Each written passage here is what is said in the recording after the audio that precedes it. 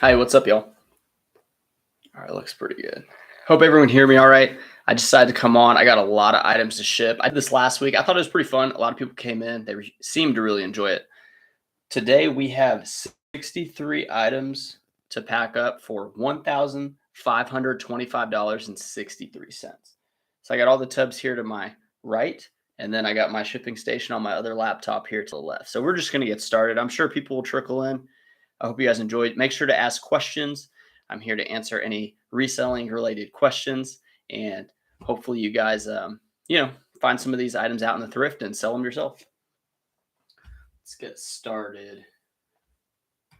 Pair of silver jeans. Let's see these right here. Silver Zach cut jeans. These are men's. It's the boot cut. It's a size 36. I sold them for $25 plus shipping. I usually pay about $10 for these. Sometimes I can get them for 5 or like 8, but if they're like a dark wash jean, I think they go for more money, so you can kind of pay up for them and maybe get closer to that like $40, $50 range. But I don't know. I mean, 25 plus the $9 shipping seems to be a pretty good sale for me.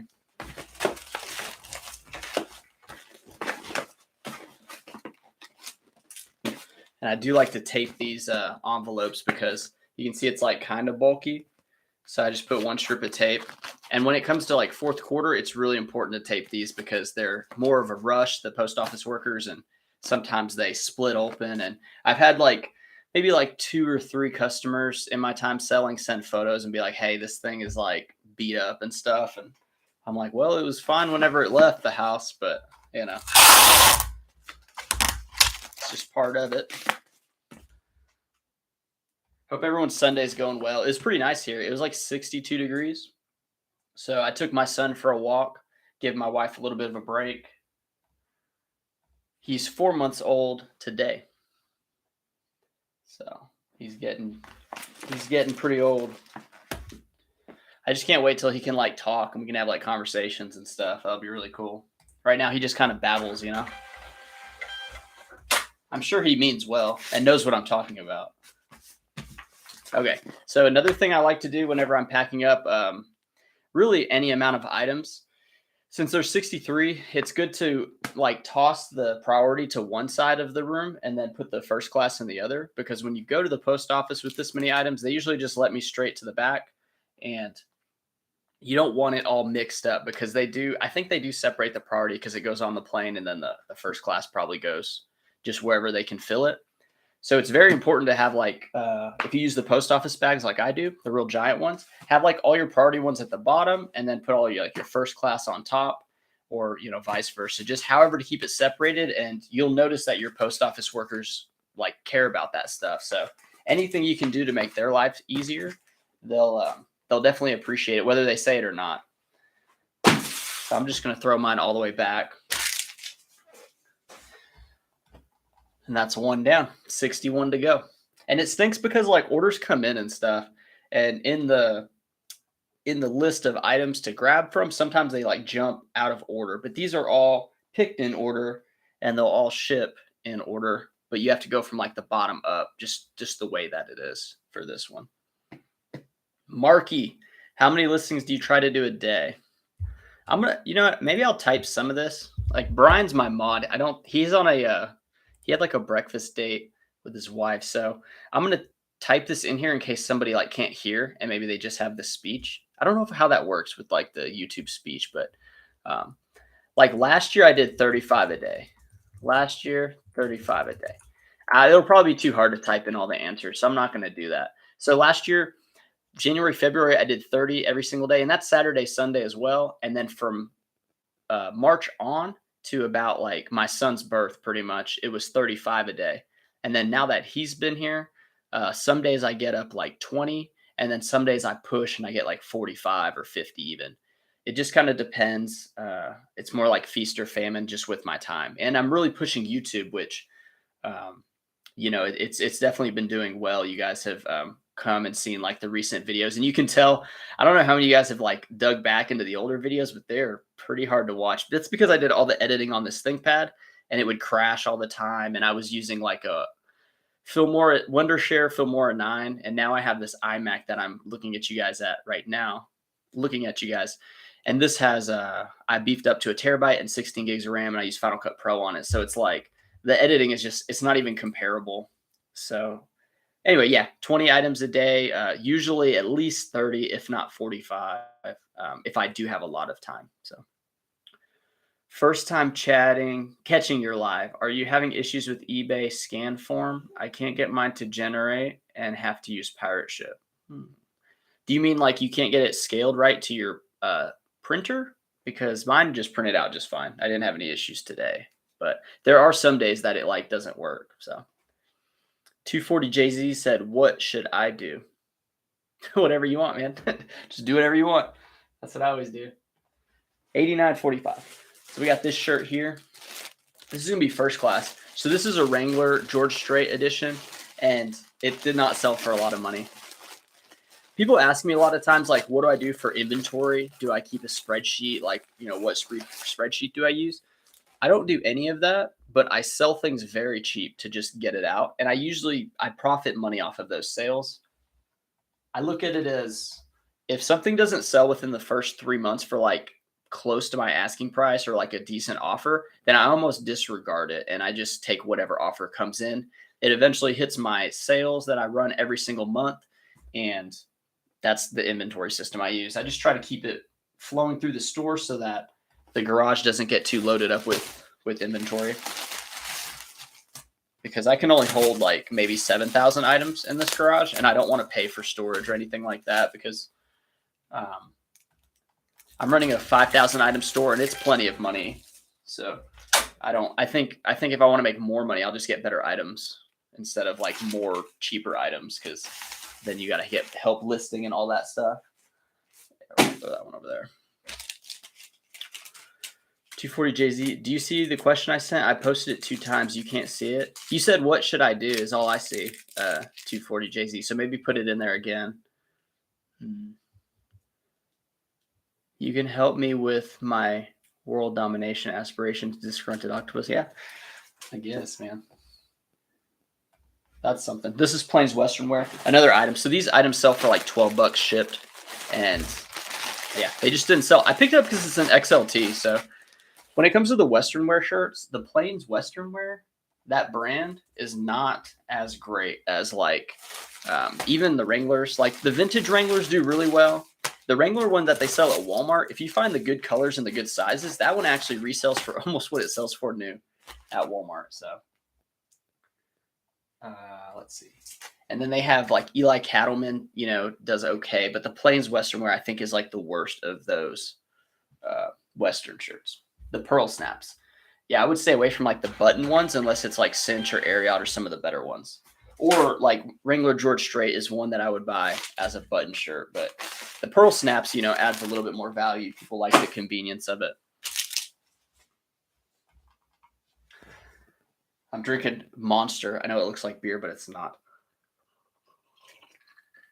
Although, come summertime, I like to drink. Like when it warms up, my dad and I will have a couple beers. And I drink a lot during football season too, because I like watching football. But right now I haven't really been. It's kind of like, I don't know, kind of pricey, but it's kind of like, it's a social thing, you know. And right now I spend a lot of time with my son, and my son's 4 months, so he's not really drinking at all. So he just drinks milk. But yeah, 240 JZ, just send it in the chat your question if you're like what you should do with your business, or maybe even hit me up on Instagram and I'll see it on my phone. But yeah, it's hard to answer like what should I do about reselling, because there's so many different things you can do and start at that it's hard to just answer that question. Depends on like how much time you have to devote to reselling, how much money you have to start. Which you don't need that much money to start. That was just a pair of Carhartt jeans. It sold for $18 plus $9 shipping. Carhartt jeans do pretty well. I feel like I get a lot of low balls on Carhartt like pants though, and I'm always tempted to take them because I think maybe I made a mistake buying it, but I don't know. People just lowball Carhartt for some reason. Maybe some of them aren't as good, but that one was a pretty decent seller. It was like had the hammer loop on it. This one is a pair of Ralph Lauren Tyler linen shorts, and it's actually been listed for a really long time. I had them at $29.99 plus shipping, so like almost $40, and they offered $20, so I decided to take it. And it ships first class for $6.60 because it's going to Rhode Island, and that's really far away. And it was over 12 ounces, but yeah, these first class shipping rates are like almost what priority is. So I wonder what's going to happen, like this Christmas. I mean, I bet you it'll be like, priority will be probably $8 and change. So this is a woman's Lauren Ralph Lauren jeans. I went so heavy in women's jeans that I was just really trying a lot of different ones. This one sold for $3.49 plus $8.99. So really, I'm just making like my money back on this one. Let's see.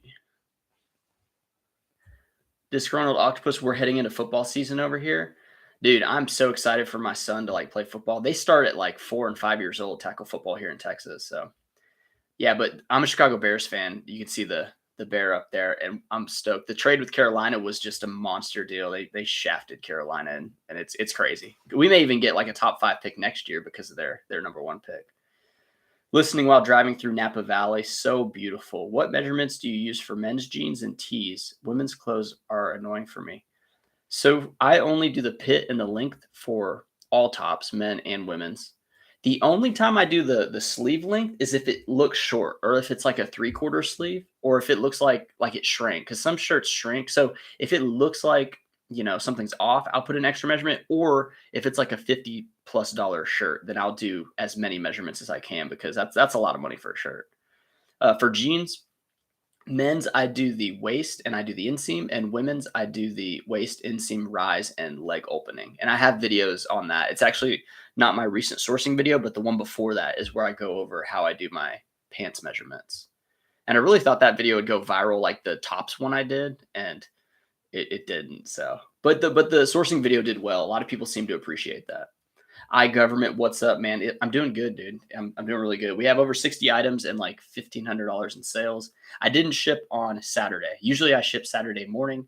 My son was like, just had a lot going on, and I did not have time. I didn't want to take time away from my wife and him. So I decided to help out there, and I did some listings last night. And then today I'm doing the shipping, because like when you start getting into like 50, 60, 70, 80, 100 items on Monday, and people do those giant package posts, like that Monday morning packing 100 items by yourself, like, no, I'm not doing it anymore. Like 50, 60 is the most I ever want to pack at one time. It's really not fun.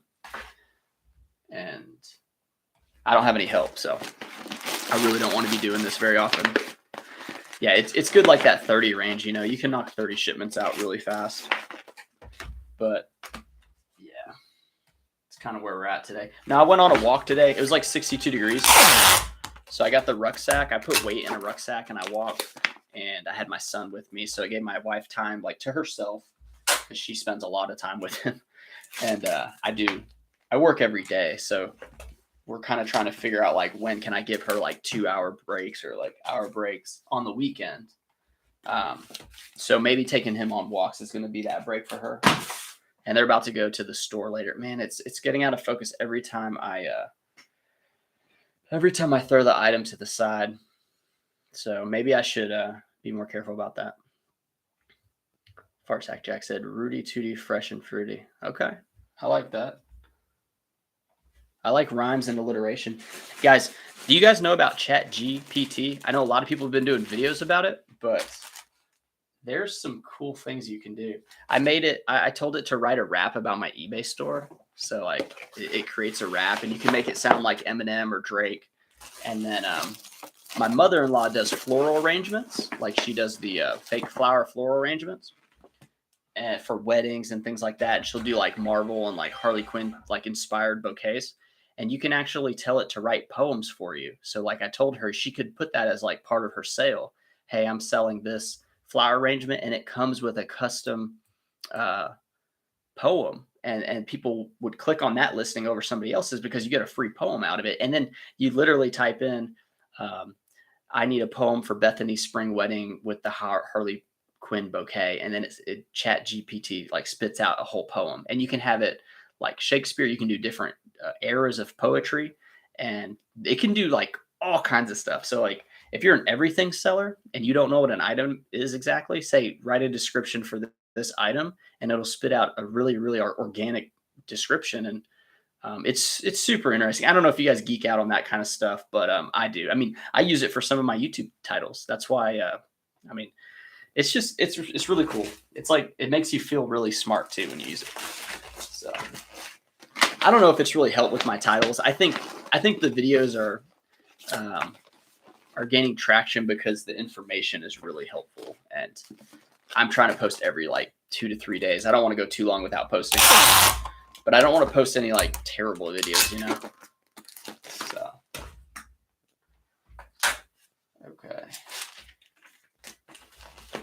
Got this one here. 71 Capari. Greetings. How long did it take you to reach 3,000, 4,000, 5,000 listings? Appreciate your sharing and candidness. So I just reached 5,000 listings this year. For the longest time, I was in like the 2,500 range or something. And it's not a good thing to reach that many listings. You want to reach like a lot of sales. So I do like a lot of men's tops. That's one of my like heavier percentages when you see like your sale percentages for the year. And men's tops are one of the slowest. Like casual button ups is one of the slowest selling items. So like I think that's why the numbers have gotten a little higher. Also, the number's also high because I don't know, maybe some of the stuff just maybe I'm like flooding some of my own categories. And I have looked, some of the items I've been buying haven't been the best movers because I'm still trying to learn like exactly what brands to buy. And the problem I'm having is like when I buy some of those like plain Ralph Lauren, just solid colors for $4 or $5, some of those sell for like 22 to $25. And then some of them sell for like $12 shipped. So it's really hard to pass it up when you can make the sale and then you have too much of the same color, or maybe it's like too faded. But yeah, I would say it probably took probably like almost 2 years to hit 5,000 items, I would say. But like I didn't quit my full-time job until I had about I don't really remember the items I had, but I was making $300 a day in sales, which profits like about $100 because I run on like 33% profit for my sales. So like today at 1,500 items, and this is from 2 days, I made like $500 profit. So that's like 250 a day, and that's pretty good. 200 a day is like 70K a year, I think. But yeah, it all kind of like it ebbs and flows because sometimes like my store was really big, but it's because I had a bunch of women's shoes that weren't selling and I had a bunch of women's jeans that weren't selling. So when you see some of my sales, I'm just blowing it out because I don't want to delist it and I don't want to have to like do anything like that. So yeah, I hope that kind of clears that up. This is a Polo Ralph Lauren. It's the Tyler short. This one's pleated. You'll start seeing the Ralph Laurens with the Tyler cut. That's actually one of the better sellers. It only sold for $7.99 plus $8.99 shipping, but that's like $16. It is under 1 pound, and it's a size 38. But once you get into like the 42s, it might reach over a pound and really takes all the, well, not all the profit, but it takes some of the profit away. I went really heavy into Polo Ralph Lauren Tyler shorts too at one time. And when I say I went heavy into it, it's kind of like I bought as many as I could and kind of saw what started selling. Like the pleated ones don't sell as much as the flat front ones. This is a pleated one, so it didn't sell for as much. But I feel like you can look at comps all you want, but when you start selling it and seeing the numbers come in, then you get a better idea, in my opinion. It's just a better way to learn what sells. But you have to sell it. You can't not sell it or else you're just wasting money. My government says, yeah, as a web developer, Chat GPT is very interesting. Yeah, a lot of people are just building businesses off of it. Here's one business if you guys want to do it. I consider trying it, but you can create bulletins for different businesses, or like say churches needs like an Easter bulletin with Pastor John or whoever. Say a business has a website and their website's really like bare bones for like Johnny's Car Wash. You can write like you can have the Chat GPT pump out a whole description about like we do great car washes and shiny and all this stuff. And you just put a couple keywords and you can sell that to somebody. You can say, hey, give them a little sample and be like, would you pay $10 for this? And then you could just cold call a bunch of businesses across the country, and you could even pay somebody else and teach them how to use the chat. And anyway, it's like there's a lot of different things you can do with the chat. It's super powerful. Jenny, did you already post the Peter Millar polos? Just watched the video. You bought 175 items. It was nice. I want to buy for my husband. Oh my gosh.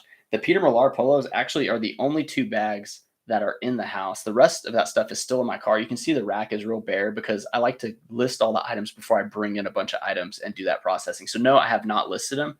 I haven't detagged them yet, but yeah, some of them are really great. I don't really want to do direct sales. I mean, I guess I could. I just feel like it's another thing to have to worry about, but I will I'll post on like my Instagram. If you follow my Instagram, I do stories like every couple days. I don't do them very often, but maybe I'll post on there whenever I'm going to post the Peter Millar, or maybe I'll do a reel. I'll probably do a reel of the Peter Millar because it is so much money in those polos. So look out for that. Liz Moore, my kids use Chat GPT for all their school assignments. Yeah, a lot of kids are writing essays with Chat GPT. And it's organic. It's not like copy and pasted, but there is a bit of a pattern to it. But you can tell it to like, you can say like, okay, here's one. You guys might have eBay stores. Most of you probably do. Whatever category you're in, tell the chat to write eBay store description for your store name that sells this types of clothes. That's what I did. And then it'll spit one out. And then for men's clothes, it talks about suits and dress pants. And I said, okay, just casual clothes or just polos. And it'll start like spitting out different ones. And then you just copy and paste what makes sense. And then you have like a really clean, professional eBay store description. And, I don't know if anybody reads those. Like I made plenty of sales whenever I just had like a little blurb about saving people time, from going to the store. But like you can read mine now and you'll see that it's much longer and it just sounds a little bit more professional. So yeah, the thing is, it's like, it's only as powerful as how creative you are in using it. Right. Back to the sales. This is a Levi 511. These honestly sell for more money. Levi's such a weird brand. It sold for $7.99 plus $8.99. So not a lot here. I probably made like $4. But the 560s, 525s, 511s are some of the more common cuts that sell decently well. And then like the vintage stuff, obviously, in the silver caps. But almost any of the other ones, it's really size specific. I wouldn't just buy any of them unless it was like a 34, 34, or like some of the ones that are, say, like 30 waist, but 38 inseam. Some of those can go for really good money because there's just not a lot of people. There's not a lot of those that were made. And then the people that are that tall and skinny have a hard time finding jeans. So like, that's something to kind of look at.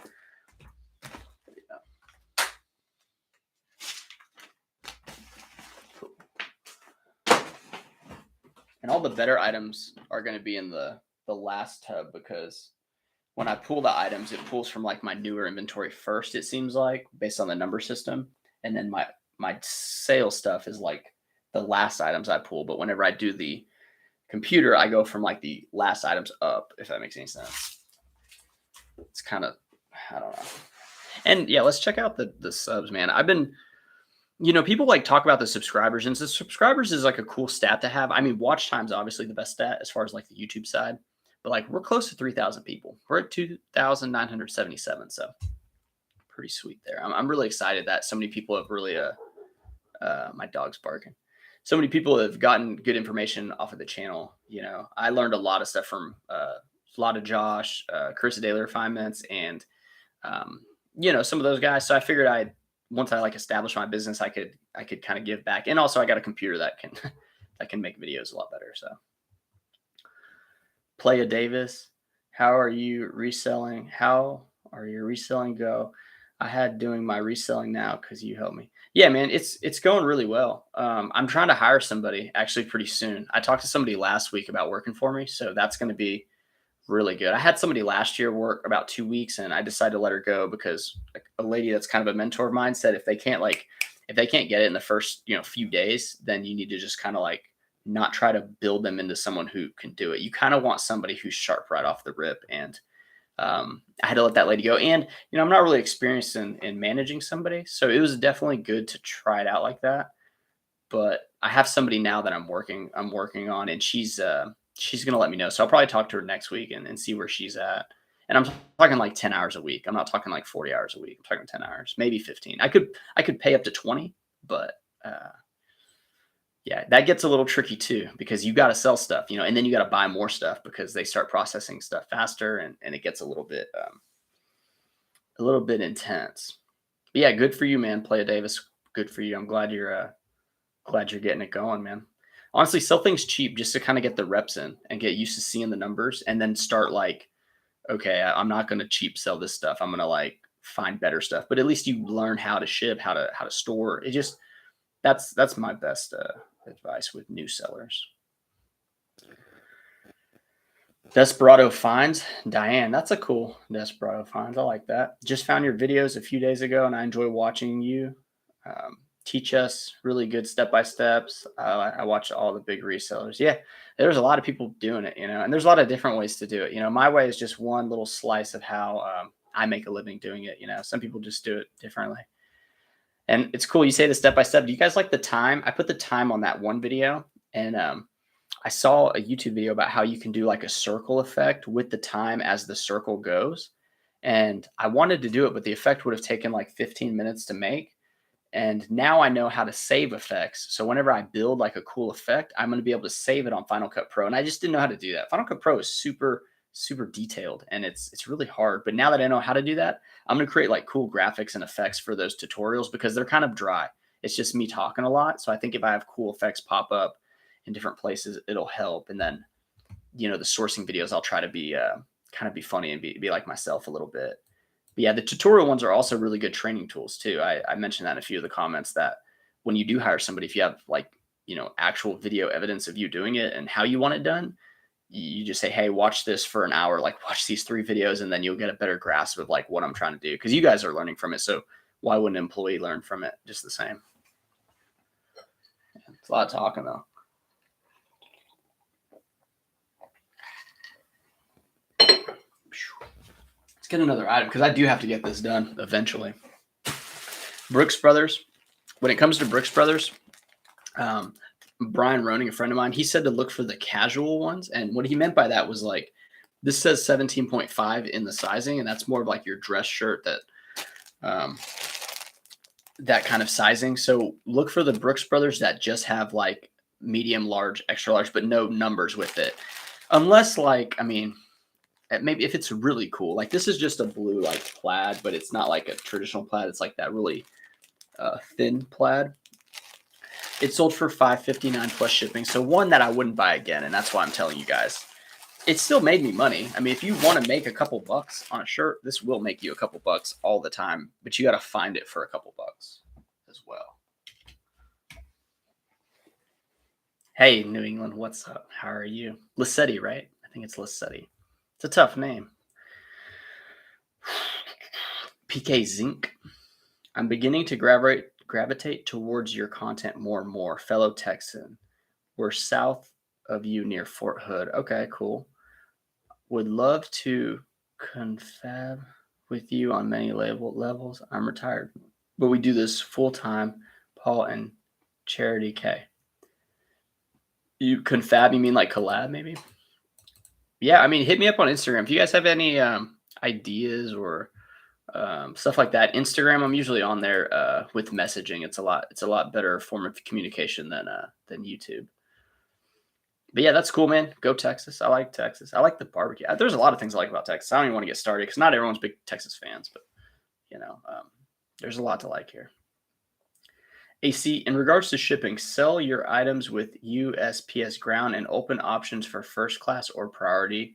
Raise your item price a buck or two and your sales will go up. That's an interesting idea. I don't use, wait, hold on. USPS, sell your items, USPS ground and open options for first class or priority. Yeah, that's a pretty good idea, man. Shipping's high all around though, but I guess any way you can save a little bit of money is a good idea. So yeah, something to look into. Let's see. Another thing is like you get really set in your ways too, you know. Um, that can be kind of tough too. You get used to the same thing and you don't try new things. So like AC suggesting that is like it's a good thing to, you know, look into if you can make a little bit more money.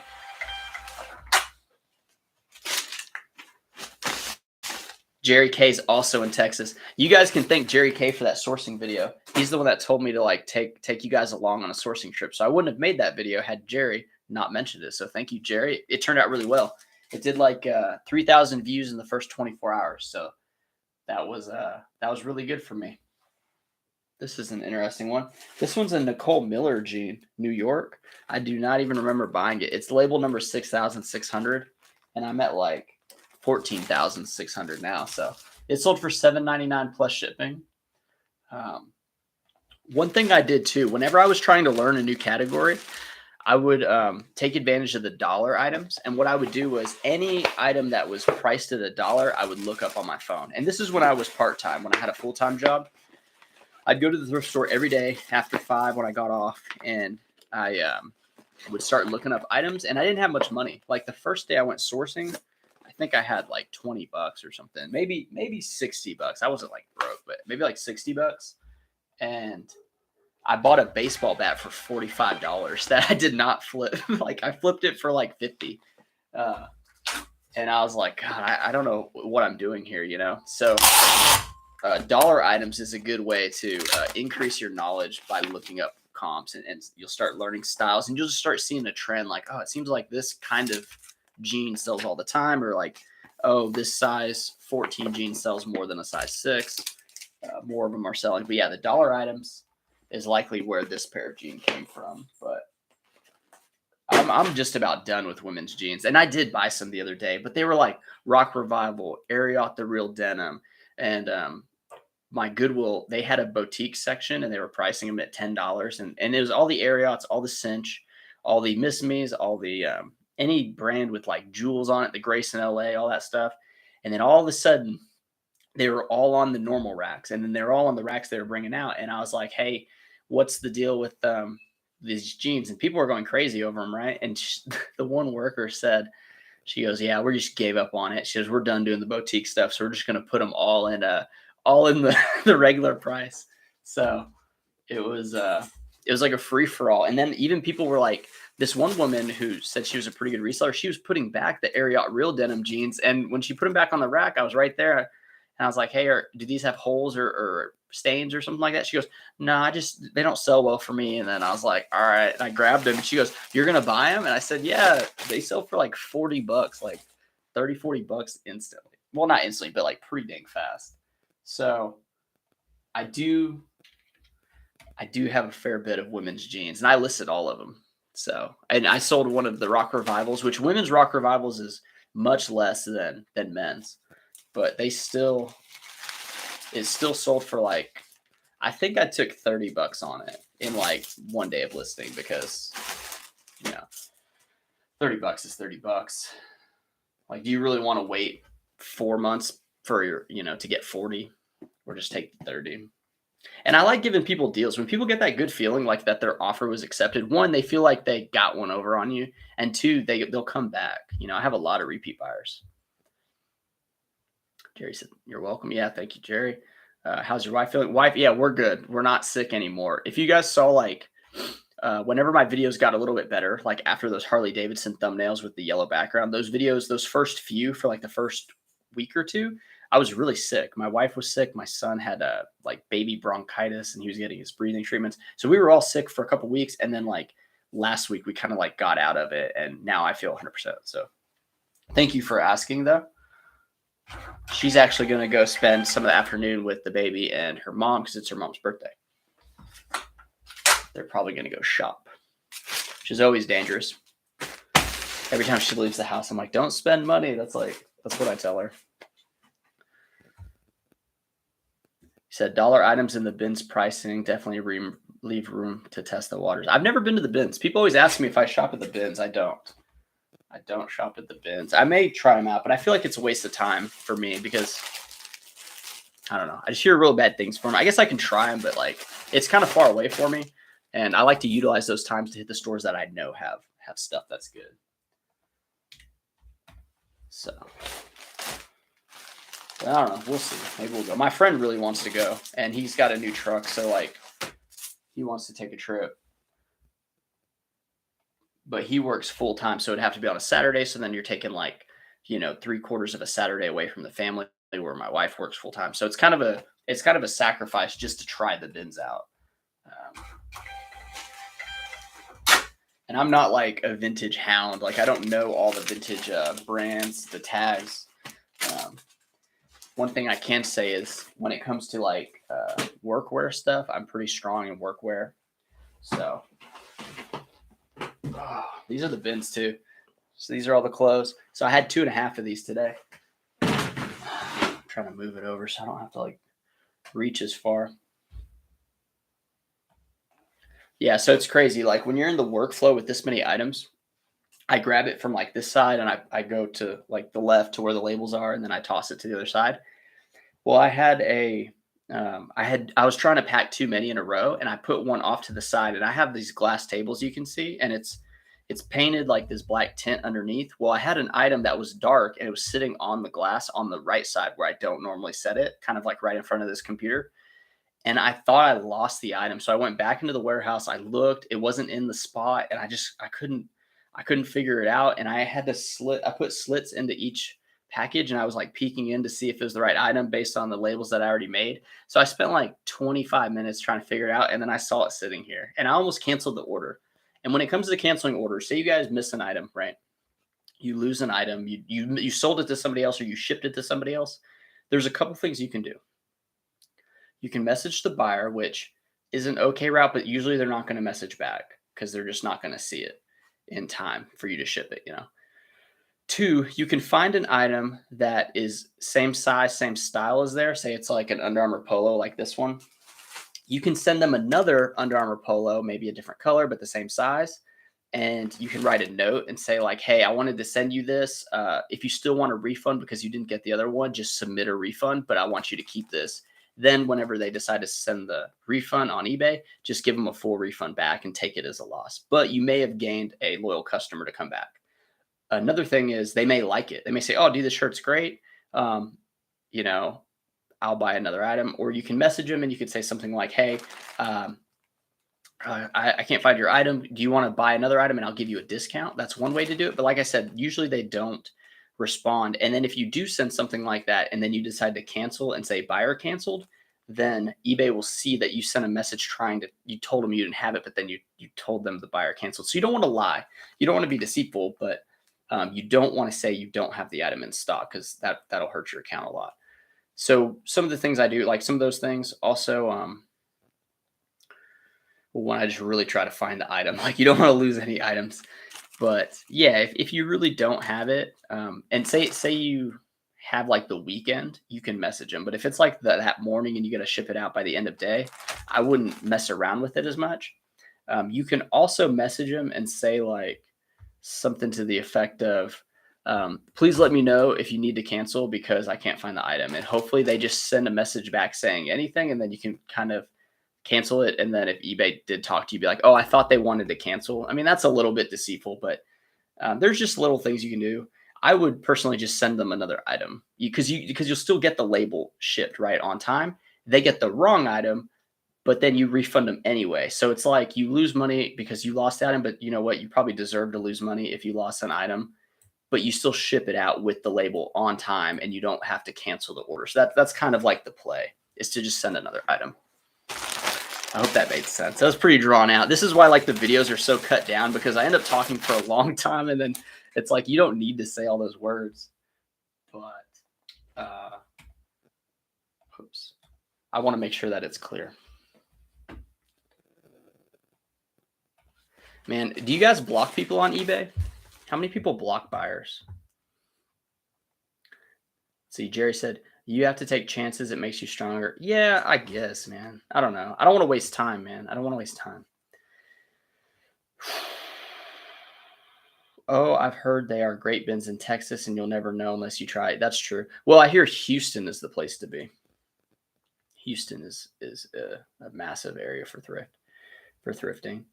Here's one out of left field. Would not normally be a first choice for a question for you, but with bank failures Friday this weekend, what are your expectations for tomorrow? I'm not even aware. I'm really not. I don't keep up with like the national news or even global news much anymore.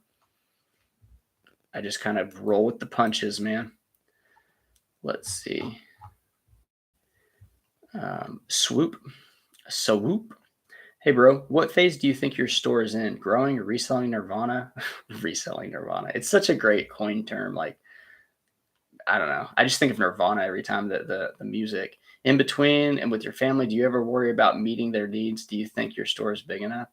Yeah, no, my store is pretty good size. I don't worry about money all that much because um, if reselling like didn't make enough money, I would just work longer. I would work more, or I would mow lawns or like wait at a restaurant, something like that. I don't know if I would do that now, but like if I really had to, I could make enough money. Like I would find a way to make money. I'm a really hard worker. As far as the business, I mentioned earlier in the chat, I'm going to hire somebody, and with that, that's mainly going to be to free up time so I can push YouTube better, so I can make the videos better, have like a little bit more creativity and better ideas, and polish that up, because YouTube can be a decent like side money. I don't know if you making full-time money on YouTube would be very, very challenging for me, I think. But I think it's a fun way to make money. I mean, it's really enjoyable, especially because reselling is so lonely, you know. As far as like reselling Nirvana goes, you're talking about like the listing and selling the same amount of items per day. I'm pretty close to that. Like some days that happens absolutely, and some days it doesn't. I mean, I had yesterday was like a $900 sales day, but I averaged like $500 a day. So like I didn't list a whole bunch more to get 900. It just kind of like, you accept a few offers, somebody buys a couple items. I mean, um, yeah, 5,000 items. Like if I stopped listing for a month, I would still get a lot of sales. It would just kind of like slowly trickle down. But uh, yeah, as far as the store's big enough, it comes down to storage, right? I could probably hold 7,000 items in my store, but I would want to be selling a lot. So with the employee coming, I expect them to list. I expect them to do photos in at least 3 minutes, and then I think I'm gonna do all the listing before I have them do photos, because the first person I had, I wanted her to learn both. I think it was too much too fast. So I'm gonna have this new worker just do photos, and then if she gets real fast, like say she can do as many as me, like 30 shirts in an was it 30 in an hour is moving actually like pretty calm. You can do 40 shirts in an hour photographed, but if she can do anywhere close to that, like say 20 an hour, that would be pretty good, I think. And I can list 20 shirts really fast. It only takes like a minute to list a shirt, especially because I have so many shirts. So I don't know. I mean, I'm going to try the employee thing again. I think that's the only way to really um, do well in business. And the reason I say that is because I worked a construction job, and uh, one of my bosses, I asked him like, how is it building a business like this? Because some of the stuff like you can't do alone. And he said, you have to have help. He said, you just can't do everything. And I know it seems like, well, obviously that's the case, but to find somebody that will actually spend their time with you to help you make more money, is a tough thing to find, like good workers. And then you hear it all the time. It's hard to find good help, but it really is. I interviewed a lot of people after I let go of that last woman, and I didn't find anybody that I thought was better than her until the very end. And then my son came along, and I had to like pump the brakes on everything because I had to learn how to be a dad and stuff. So now he's in a pretty good schedule. The business is like doing pretty well, so I feel like I can afford an employee. Customers are generally understanding as long as we communicate. Lissetti, yeah, I agree. They're understanding, but eBay's not like the quickest platform to converse back and forth. Like sometimes you have the buyers that just won't stop talking. I've had some send me like stories and stuff, and I'm like, dude, like I don't. I mean, I care, but I don't care that much. And then yeah, it's just you can't. Some of them don't get on eBay ever again. Sometimes they're just a guess, and they don't really see the messages very often. Let's see. This is Banana Republic jeans. I would not buy any Banana Republic jeans unless it was the Traveler. The Traveler's a good one. Shay Diddy, how many orders do you get up a day? Like listings? Yeah. So I used to strive for 35 a day. That was always the number. 30 was the number when I first quit my job, it was 20. And then quickly I was like, okay, I can do 25. And then I got to 30. And then when the year turned over, January 2022, I was like, I'm going to do 30 a day. And then after like around the Super Bowl time, it was a real big slowdown for 4 days. And I got real nervous with the money just wasn't there. And I was like, what's happening? But there was a lot of things that happened during that Super Bowl. It was like Valentine's Day. There's like a couple things. So I bumped it to 35 a day. And then all of last year I did 35 a day until my son came in November. And now, oh, Shay Diddy said sales. How many sales like do I get a day? I don't know. I get about $500 in sales a day. So it can be, it's $20 average sale price, $21. So like 30, close to 30, I guess. Close to 30. Some days it's less, and then it's like more expensive stuff. It's weird though. It's just like the number, the dollar amount. It's like eBay governs it after the dollar amount hits it. I don't know. But then like there's outliers, you know. Some days are just really slow, and then some are really high. Like yesterday was $900, you know, and it was just a ton of sales. I really don't know. I don't really keep track too much anymore. Charger said, I'm in Houston. I hate the bins. I've never found good stuff there. That's because Houston is good with like that has a strong vintage like reselling area is what I hear. But for like men's modern, I think there's a lot of thrift stores there that I could capitalize on. And actually, Char, I was talking to my dad about it because he has a really nice truck. I sold my truck for the Civic, but I'm thinking about doing a 3-day sourcing trip in Houston and getting a truck and a trailer or even like a box truck and trying to like hit a bunch of stores in 3 days and see like how many items I can get. And that's something that may happen maybe this summer. If my dad can get the days, you know, or like choose to take the days, then we're going to make that Houston trip. I think it'll be a lot of fun. I'll probably do a video about it. Maybe have my dad record me. I'm sure that would go well. He'd be like, how to use this thing? You know, I'd be like, just hold it still, put it sideways. So, God, these sales are no good. These are all just like women's jeans that I'm trying to like blow out of the store. At least they're selling though. Kelly, I want to hit the bins. Yeah, Kelly's a friend of mine. He lives in my town, and we're talking about going to the bins Saturday. And Kelly, I said I wasn't going to go on my sourcing trip this week, but Steph's days got switched around. So she's actually needing me to help her on Tuesday. So I will be able to go to my sourcing day, but I'm still going to see if I can go. I'm still going to see if I can go Saturday with you to the bins. Trailer brakes on my truck. Yeah, Kelly. Yeah, I forgot, dude. You have the Avalanche. I'll have to tell you about my plans. I just explained it to the chat about going to a 3-day trip to Houston. But I mean, the guy I talked to, he said if you go there and you hit he told me the route to hit. There's like 14 stores the first day, and then the second day, he just told me which ones to hit. I'm not going to say it on chat, but basically, he said in 3 days you can get a month's worth of inventory. And this is the guy that I mentioned in the video that does 200. He did like 220,000 in sales last year on eBay. He followed Daily Refinement's methods as well. And he's a crusher, and he lives right in the area where I thrift. So it's no wonder sometimes I can't find items. But he told me about the Houston route. That's like, seems like it's going to work. I did not research it yet, but I'm going to map it out one of these days and see about capitalizing on that. Okay, we're at 2,979 subs. Hopefully we can get to 3,000 by the end of the chat. I got another like hour to go. I hate that like you guys are stuck here for so long, but I mean, if you're just chilling, I mean, I'm glad you're chilling with me and asking questions. Charger said, Julie Losh, so do I. Julie Losh. Oh, you're talking to somebody in the chat? Okay. Bins are great, but people I cannot stand, Joanne. Yeah, they're somebody was in the chat last week, and they're like, yeah, we want it to be like that, you know. I was like, he's a bins heavy. You got to watch out for those guys. Yeah, it's just different. It's a different style of thrifting, you know. I'm not trying to like bully people or have to like, you know, puff my chest out and make sure that I get the pair of jeans that I want. I feel like it's not that important, you know. It's kind of important, but not that important. How often do you source a week? I source 20 hours a week, Shay.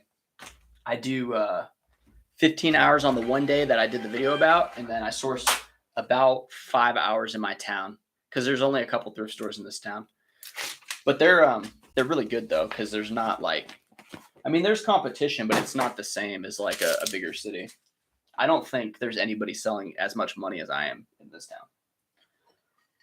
Yet, at least. Yet.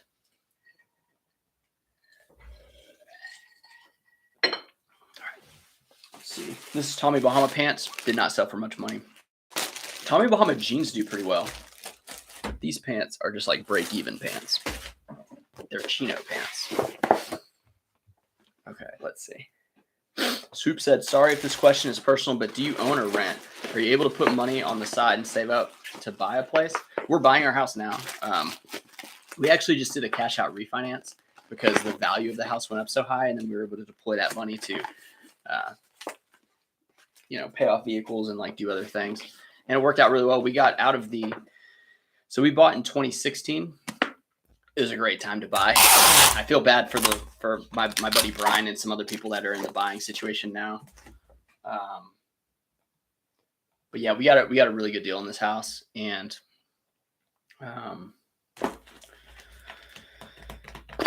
yeah, so we're buying. I mean, I don't. The area I live in, the cost of living is pretty low. So, like, am I able to like save money? Like, yeah, I can save money, but like, I'd rather spend money and build a little bit more. That's kind of what I want to do. It's just hard, You got to be very careful whenever you're just throwing money at businesses, because something can happen, you get hurt, things can just fall apart. And this business is me. There's no one that can really step in and do what I do for this business. So you just gotta kind of be wise about it. And then we may be coming into a house in a couple years, so a decade. So there's going to be like rental opportunities for the house we're in now, different things like that. But yeah, I wouldn't mind having like some rentals and stuff. But yeah, we're trying to buy this house. Oh yeah, I was going to say, so when we first got the house in 2016, we didn't have much money. We just didn't have much money. So we did the 30-year loan, and then we had to pay mortgage insurance, which was like $65 a month. And I didn't know, but you don't get out of that unless you refinance and like change your loan structure. So we got into a 15-year loan because we have more spending power. And yeah, so it was just I think it was a really good decision me and my wife made. She brought it up, and I'm glad she did. I think it was a great thing. Joanne said, be there first thing in the morning. Yes, if you're there all day. See, I don't want to spend all day at the bins. That's why I don't want to do it. Julie Losh, I can't remember which of your videos I was watching, but you inspired me to upgrade to the iPhone 14 Pro Max. Oh, no. I need to put that link. If you'd have clicked my link, I would have got like $10, I think.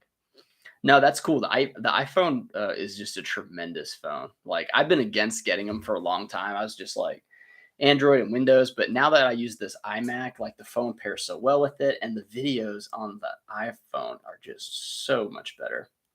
Bro, thanks for being here. We need live people. Makes the day go by. Oh man, yeah, no problem. It makes this a little bit more enjoyable. Although it is taking me like way longer to get done with this, but I don't really care. I mean, it's the weekend, I don't like when football season's not going. Like Sundays are a bit slow for me if football's not going. When football's happening, I'm usually like throwing back some brews with my grandpa and my dad, and we'll like barbecue and stuff. And it kind of stinks because I'll be missing out on time to do YouTube and work, but I'll have to be more cautious with spending too much time watching football, because I'll watch like 3 games on Sunday. You watch like the noon game, the afternoon game, then Sunday Night Football. Let's see. Disgruntled Octopus. Everyone is still in bed here. It's 8 a.m. Monday. I'm just doing my shipping labs. Ooh, where are you from? Other side of the globe. Julie's talking to Char. What was your net sales last year, if you don't mind, Julian? Man, I was so close to 200K, but my son came in November 12th. So I ended up with 191,000 last year in sales. I was going to do a video about that, like my whole sales, because so many people are like, I'm a 6-figure reseller, but like I almost sold 200,000. I didn't hit 6 figures net. I mean, just didn't do it. So when people say they hit like 110,000 in sales or 130,000 in sales, like I don't think they netted 100,000. But to each their own. I mean, you did sell 100,000. That is a great accomplishment. It really is. But yeah, 191K. Maybe this year I'll hit 200, probably.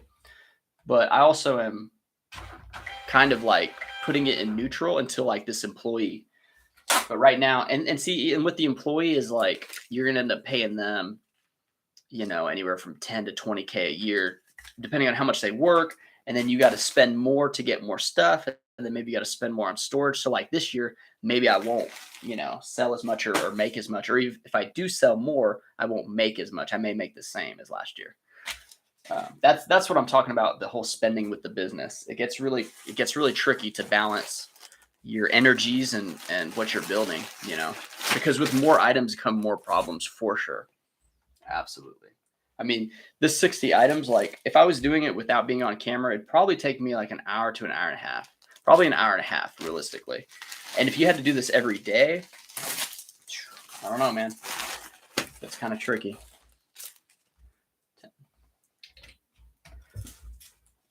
But yeah. Char and Julie still going back and forth. Let's see. Jack, I found a rare hat, velvet, USA made. Moments after listing for $69.99, I got a 5-paragraph message. I'm the biggest collector. Yeah, dude, those messages, man. Ugh. It stinks when you sell that hat in 5 seconds for $69. I mean, that's a great deal for a hat, but when you sell something really fast, like I posted, it's on my Instagram. It's a Nirvana t-shirt from 1994, I think. And Kelly actually led me to this shirt, the guy in my town. It sold instantly for $200. And I was like, dang. So then I looked at the guy who bought it. He has a vintage t-shirt shop. So he probably can get the 300, but I thought I cheap sold it, but actually it was right on place with market. So like, and I'm not like a big vintage guy. So I don't know. It stinks when they sell fast, but I was happy. I paid $3 for it. Sold for 200. So that was one of my bigger clothing sales. Char, I'll hit you up on IG. I run freight and I have access to a box truck. Ooh, that would be awesome. That would be awesome. Let's see. I need that rare hat, but I have it overpriced. We'll sell it for that. I'm like, dude, I'm just minutes listing. Yeah, I mean, when somebody, okay, so like if you list an item, say it's a rare item, like Jack's talking about with the hat, and you get a lot of messages, or at least one message right away, the person has it notified on his eBay search when that item is listed, and he's probably going to try to get it for $20 cheaper. What he's going to resell it, or maybe he is a collector, but if he's a collector, he would just buy it. So when they message you like that, they're mostly trying to resell it and get it for cheap and give you the whole sob story. I'm sure you guys have gotten the messages about like, I'm on a fixed income, like blah, blah, blah. And I'm like, dude, if you're on a fixed income, you don't need my $15 shirt. And I'm not going to give it to you for like 10. Like it's crazy. People do it all the time, but you can block people. My block list is like 100 people deep. Yeah. It's a great hat. Yeah. No, I got you, dude. I got you, Jack. What do you use for bookkeeping? I use I was using GoDaddy, and then whenever they stopped their one service, I went with QuickBooks. And the reason I went with QuickBooks, I tried one of the ones where like you set up the rules and you set up the paths yourself. It was really complicated for me, and I didn't want to spend any more time with it. So I went with QuickBooks, and I'm glad I did because, well, one, I started QuickBooks and I was also confused. And I had a CPA at the time. Well, then I called my CPA. I was like, do you guys know anything about QuickBooks? And they said they know everything about QuickBooks because everyone uses QuickBooks. I felt like such an idiot. So I went to their office, and for 2 hours, they showed me like how to use it and like how to set up everything. And yeah, QuickBooks is, most people use QuickBooks. So if you have QuickBooks, it integrates right in with your CPA, and then they have their server, and then they can access your QuickBooks. So yeah. It's I don't know what I pay for it. I think I did like the yearly subscription. It's a little cheaper if you pay for the year, but it's a few $100 for sure. Let's get this one printed. But yeah, I hate when I feel stupid. Like it's the worst. And that last sourcing video, there are some times when I was filming in the store that I just felt like it was so cringe, like carrying a big old tripod around a thrift store. It's just, and then a couple times they wanted to like scan the tripod. I said, no, I brought that in because I'm a YouTuber. No, I was just like, no, that's my tripod. And they're trying to scan it, thinking I stole some tripod from their thrift store. Chris, I try to be at the bins for 2 hours max. I've gone for 10 minutes and got 10 items, then off to the next store. Yeah, that's kind of what I want to do, but I know my friend's going to want to stay there for a full rotation. And I don't know, man. What's up, new here? Love the content. Screwed up Texas. Hey, welcome to the team, man. I say that because as much as I am kind of showing you how I run my business, I've learned a lot from you guys commenting and hitting me up and telling me some of the things I've done wrong. So yeah, man, welcome. I'm glad you're here. Swoop said, I think I need to be at 220 to 240K to hit 100K with clothing, at least with my numbers. Yeah, it's all percentages. It's all percentages, man. Whatever your percentage profit is. If it's 50%, then yeah, 200K. I'm not there. I'm not there yet. Man, I really want to talk about, okay, this is the last cheap sell item, but I'm going to talk about some of the sales. I know you guys are here for the sales. I'm probably going to put the timestamp right here. So whenever this video stays on the page, people can find at 1 hour, Sean finally got to some sales that are actually worth picking up. But this is a Domino's gear shirt. I don't know if you guys buy the pizza company polos, but you think about it, the pizza workers get those stained all the time. So like it's good to find them to sell, and the thrift stores price them at $1 because they're Domino's. And this one sold for $4.50 plus $8.99. So like, you know, $13.49 for a polo for $1. Like I'll live with that, man. So yeah, I sell these, but it did take a long time to sell. It definitely hit my 75% off, but I've sold these shirts for like 20, 25 bucks. I really have. I know you don't believe me, but I have. The best one is the IKEA shirt. It's like yellow with blue stripes. I sold that for like 57 bucks. IKEA. It was a 3XL or 4XL. So, but the regular IKEAs probably still sell for that much, like pretty close. So. All right, 2,981 subscribers. Like I would love to hit 3,000. I'd love for you guys to like the video too. I know a lot of people don't do it. I don't really ask for it, but I do know when I'm watching good videos, I'm almost too trapped to like remember to click like. But it does help. When people say it helps the algorithm, they're not joking. I took an offer on this. This is a Polo Ralph Lauren. It's a 2XL long sleeve. With the long sleeve collared shirts, I priced them at $19.99 plus $8.99 shipping. And I took an offer. It was $13.99 plus $8.99 shipping. But they bought it the same day I listed it. So like in that situation, I'm okay. I'm okay taking the quick sale because I had a lot of them listed and I was hoping they would buy another one. But they just bought the one, which is cool. Maybe when they get it, at their house, they'll see that I have other ones because it's a 2XL. They'll see that I have the other ones and maybe they'll buy it. Let's see. Julian, that's awesome. Do you offer free shipping and free returns? I'm not sure what is the best option. Yeah, I would suggest to do free returns, but not free shipping. I used to do free shipping when I first started. I thought that was the best thing. And maybe it is when your store's new, but I do not do free shipping anymore. I charge $8.99 for all items. Now, free returns, I give the return if I missed a stain, if the person is like really heated or something, I'll give a full return. But if they say it didn't fit, I don't give the shipping back. And maybe some people get mad about it, but most people are okay with it, you know. But that is one thing I do. I don't give the, and if some people buy it by mistake or they say, oh, I just didn't like it, or you know, if I didn't want it, if it's buyer's regret, I do not give the return. I don't know if eBay's fronting the bill for that, but yeah, I never give back the shipping unless I miss a stain or, you know, something like that. Jack said the account he was on didn't show any sales, but I do think he was a collector. Yeah, you're still talking about the hat, dude. That must be on your mind, man. Yeah, dude, I don't know, man. I wouldn't sell the hat unless you feel confident. But if you want to get the money quick, then, you know. Octopus said Octolayer is in Canberra, Australia. Oh, right on, dude. Right on. I like talking to people across the globe. That's a cool thing. I mean, can you imagine like 20 years ago trying to do that? It would cost a lot of money. I really wouldn't have burnt it, but very cool hat. Yeah, okay. I stay at the bins for 4 hours Monday through Friday. VIP is the guy's. he is the bins is his second home, dude. That's 20 hours a week at the bins, dude. All right, right on. I bet you find some really cool stuff, dude. Because if you're looking through that many items, you're definitely finding something good. I mean, I guess I source about that amount of time, but a lot of it is driving. I have to drive, like, I drive quite a bit. But the vehicle miles deduction went up from like 58 cents to 62 and a half cents, I think.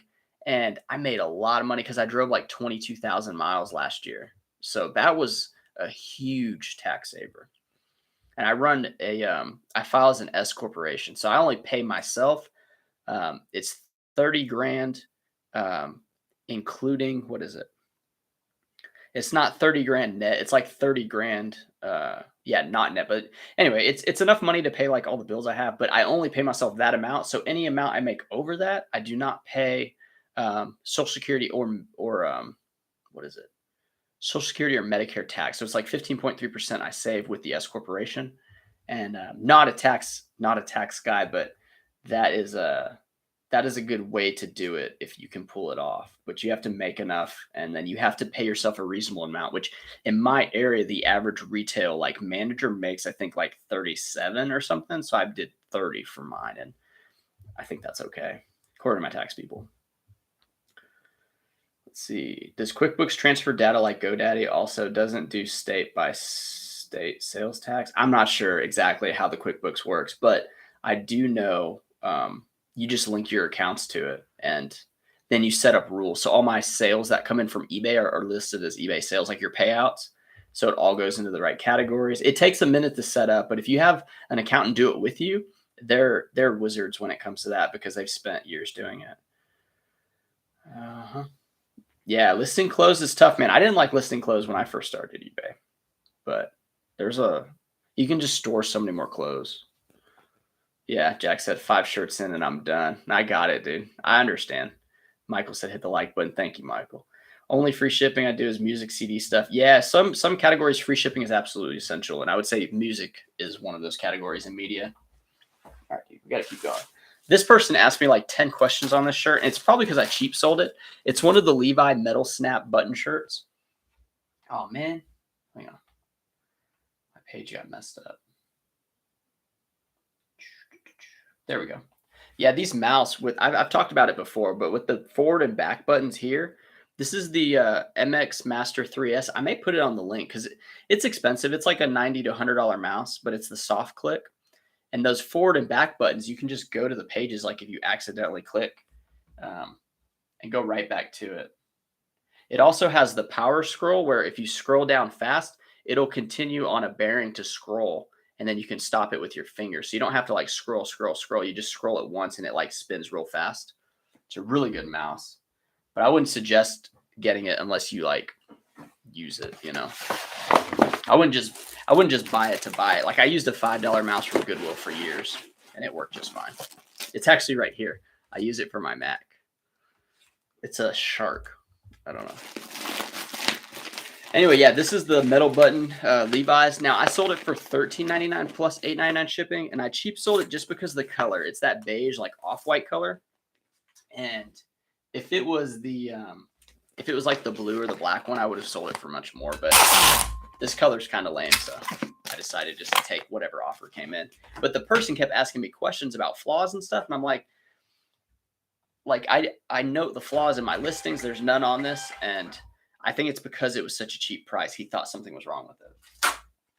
So when it comes to selling cheap, if you do price good items too low, people think there's something wrong with them because it's like too good to be true. So.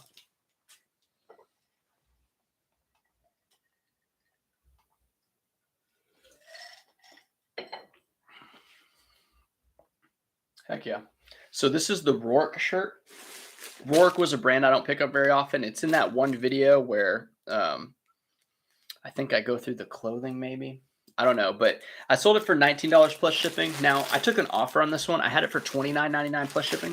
If I have a brand new brand that I've never sold, unless it's like, you know, a $50 or $100, like a really high dollar item, I usually sell it somewhat quick if offers come in quickly, because not like too quickly, but if an offer comes in, I take it because I kind of want to gauge the market for that shirt. So if I see it again, I'm like, okay, I took the offer for 19. Maybe I'll price it at $24.99 plus shipping and not the $29.99 plus shipping, because I want to just find the right spot. And at the same time, like, I'm turning these items over so fast because I want to get the money back, to buy more stuff. And that's just the philosophy I have in this business. I don't want to hold this one item to make the $10, because I can't hold items forever. And is it really worth $10 for holding an item for another 5 months? So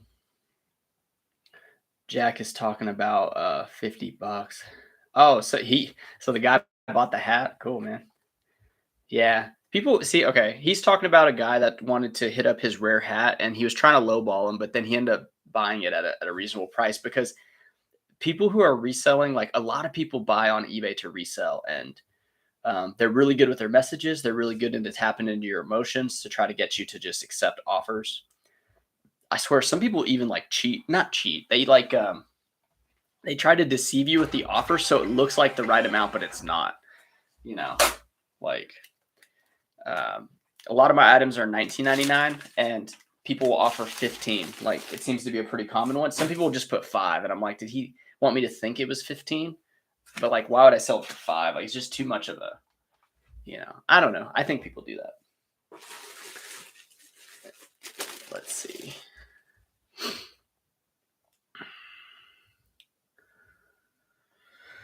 Okay.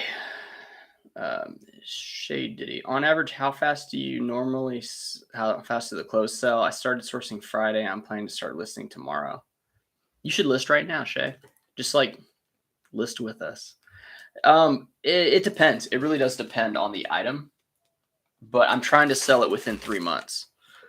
But if an offer comes in that's like 60% of my full asking price, and I know I can make like at least like $8, I'll take it.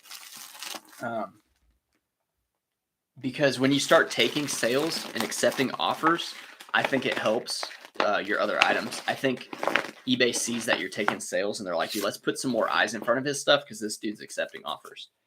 So I'll do like I don't know if I'll do a video of it, but I'll do a clip of it maybe, or like in a video.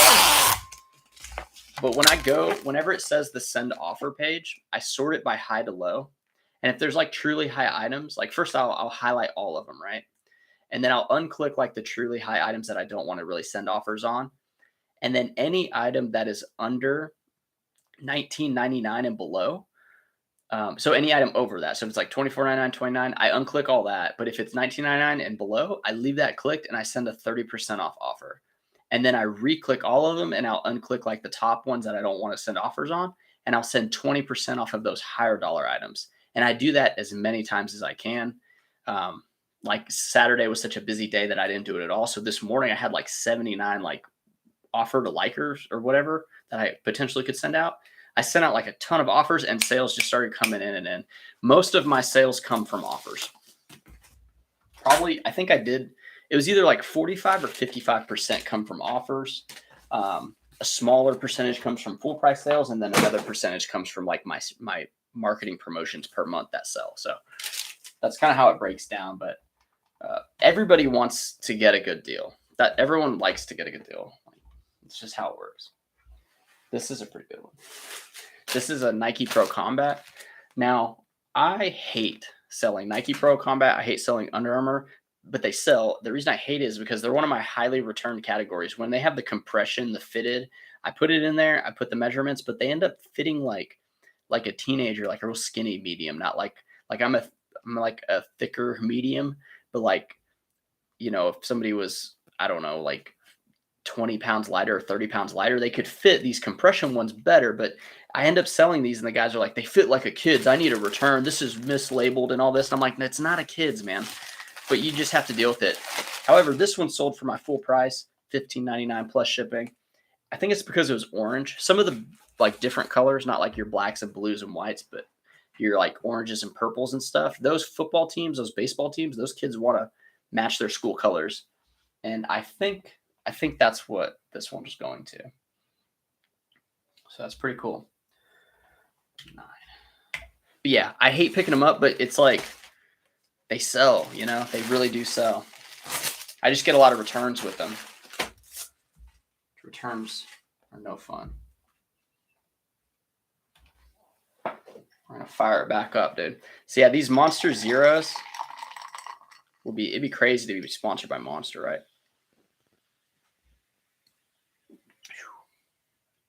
We almost had an accident. Yeah, Monster Zeros, it's not as jittery as the original Monster, but it tastes the same though. So they did really well with that.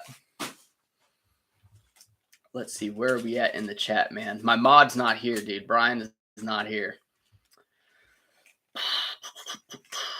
Where's the question? It was about how fast do I sell items? Oh yeah, Shay Diddy. I think I answered that well. I can only do 2 hours tops, and the bins. People get crazy in there. I'm in California, San Francisco. I bet you it's hot too. I feel like it's gonna be a hot area. Cause man, we're today's like 62, which is really nice, but the summers in Texas are brutal, man. If you don't have AC in your car, and it's funny because it's not funny, but like I've been there before. I didn't have AC in my old Ford Escape, and I like all the windows are down and you're like profusely sweating, and then you see like a car with AC next to you at a stoplight and they're just like laughing at you. It sucks. Like your whole back will sweat to the chair. I don't know, man. Jack said Shay depends on your sell-through rate. Absolutely on the things.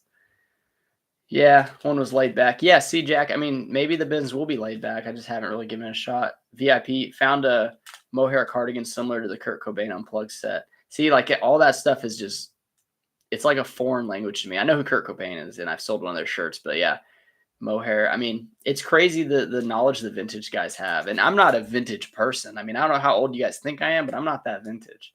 So do you ever go to flea markets to source? The flea market in my area, my friend told me, is the place where resellers go to die. So it's not a good flea market. I've been to Canton. It's one of the largest flea markets in Texas, I think.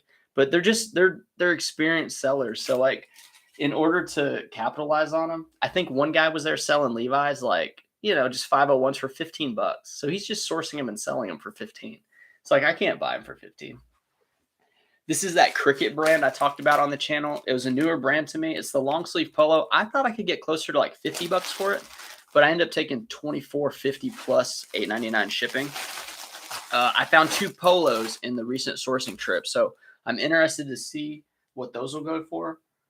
But Cricket is made in Austin, Texas, I think, or designed in Austin, something like that. So definitely a good brand that it's weird when you see the brand you've never seen before and then you start seeing more of it. It's always kind of crazy how that works out. All right. So yeah, no flea markets for me. There's one that's kind of close that I think is good. I just don't really want to experiment. I like going to the stores I know where stuff's at. PK Zinc, the bins are Vegas. Dipping through underwear, kids' clothing, prom dresses, just general rejects and trash. Depends how addicted one is to gambling. Yeah, I'm not into that. People always trying to scam and steal. It's gross. Jack's still on the hat guy. Yeah, dude, that's how it is, man. People are trying to make a buck, dude. You gotta compete and be better than those people, Shipley Pet Solutions. That sounds like a business. Pest Solutions. Shipley Pest Solutions. I'm building towards going full time. I've set a couple benchmarks of having 1,500 items listed. Excuse me. While doing FBA also. Having at least 25K in my buying account. Thoughts too high or too low? I think it all depends on how much money you make per day, Like, I wasn't making much money at my full-time job, but it had free healthcare.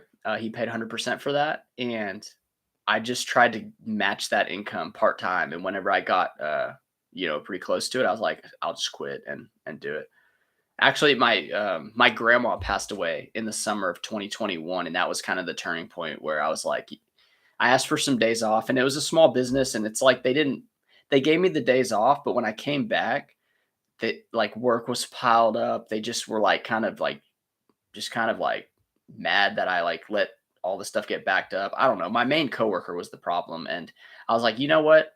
had I been working for myself and like all the times my grandma needed help, like with her computer, which like most grandparents need help with the computers, like I could have just gone over there and hung out with her and did it. So now that she's gone, it's kind of like, well, I got my grandpa left, and I'd rather have the time to myself. So if it means making a little less money for a few months, then I'm okay with that, because you only get one shot. You get one time to go around. So I figure, um, if you want to make more money, work harder, work longer. Like I work every day. People are like, why do you work every day? Like farmers used to work every day. They probably still do. Like a lot of people used to work every day. The whole 9 to 5 thing was invented from, I think it was Henry Ford with the assembly line in the trucks. Like it's just one of those things that people go to school, they get the degree, they get the job, and they're just employee for some guy. And it's like, dude, like get out there and get it. If you want to break away, like get the strings cut from like the puppeteer master, and you'll feel like, oh my gosh, like I could lose it all. But guess what? If you work hard, you're going to make it. You just have to like improve, and you have to be hard on yourself too. So I hope that helps, man. I mean, 25K for a buying account is, yeah, that's plenty. But Amazon FBA, you're talking about spending more on items and making less percentage per profit. So I don't know, like I don't do Amazon, but I would say 25K is pretty healthy. Jeez, for sure, man. Good weekend on your end too. Yeah, dude, things are going really well. We had a lot of sales. Had a $900 sales day, so pretty good. Oh, this is a so you guys probably don't know the mystery box video I put out. I think the thumbnail was bad. A lot of you guys didn't watch it. I don't blame you, but it's a good video. It's not a crappy box. It was actually a really good box. This item came from it. This is the Yves Saint Laurent, and I actually have a tally here. Let me see on this notepad. I've sold a few of the items. I sold the Rock Revival jeans. I sold the Grisos linen dress, and then I sold with the Carhartt shirt. So I'm gonna put this one into the calculator to see exactly how much profit I made. The eBay's fee calculator that I've talked about. This one sold for 15, and we're putting 0 as item cost, and then I got to see what it ships for. But I'm going to see like how quickly I made my money back. I paid $160 for, it was supposed to be 20 items, and he threw in one item for free. So it's 21 items. And yeah, I've got $60.48 left, and this is the 4th item to sell. So we're going to see how much we're looking at. So 424 shipping costs, 424. Okay, sweet. So this shirt profited $16.15. So we're going to do a little calculations. I apologize for having to stop to do this, but this is really important to me because I don't buy boxes from people very often. Saint Laurent. I don't buy these boxes from people very often, but this gentleman seemed very forthright, and I trusted him. So he sent me the box and said we can work a deal on price afterwards. So we came to an agreement, and I'm trying to see how quickly I'm going to make my money back, and I will make my money back for sure. But the best, so when it happens, when you get a box of 20 random items, the best items are going to sell first. It's pretty obvious, and that's pretty much what's happened here. But you definitely want to keep track just to make sure you're doing things right. So we're at $44.33 still in the red, and we have 17 items to go. 17 of 21 with 44. So yeah, that's it'll make, maybe it'll make like $100 profit, probably. Definitely a good deal, man. Definitely a good deal. Just hopefully the stuff moves like within 6 months, the rest of those stuff, because some of them are slower movers, and maybe I priced a couple of them a little high. So it's pretty good though.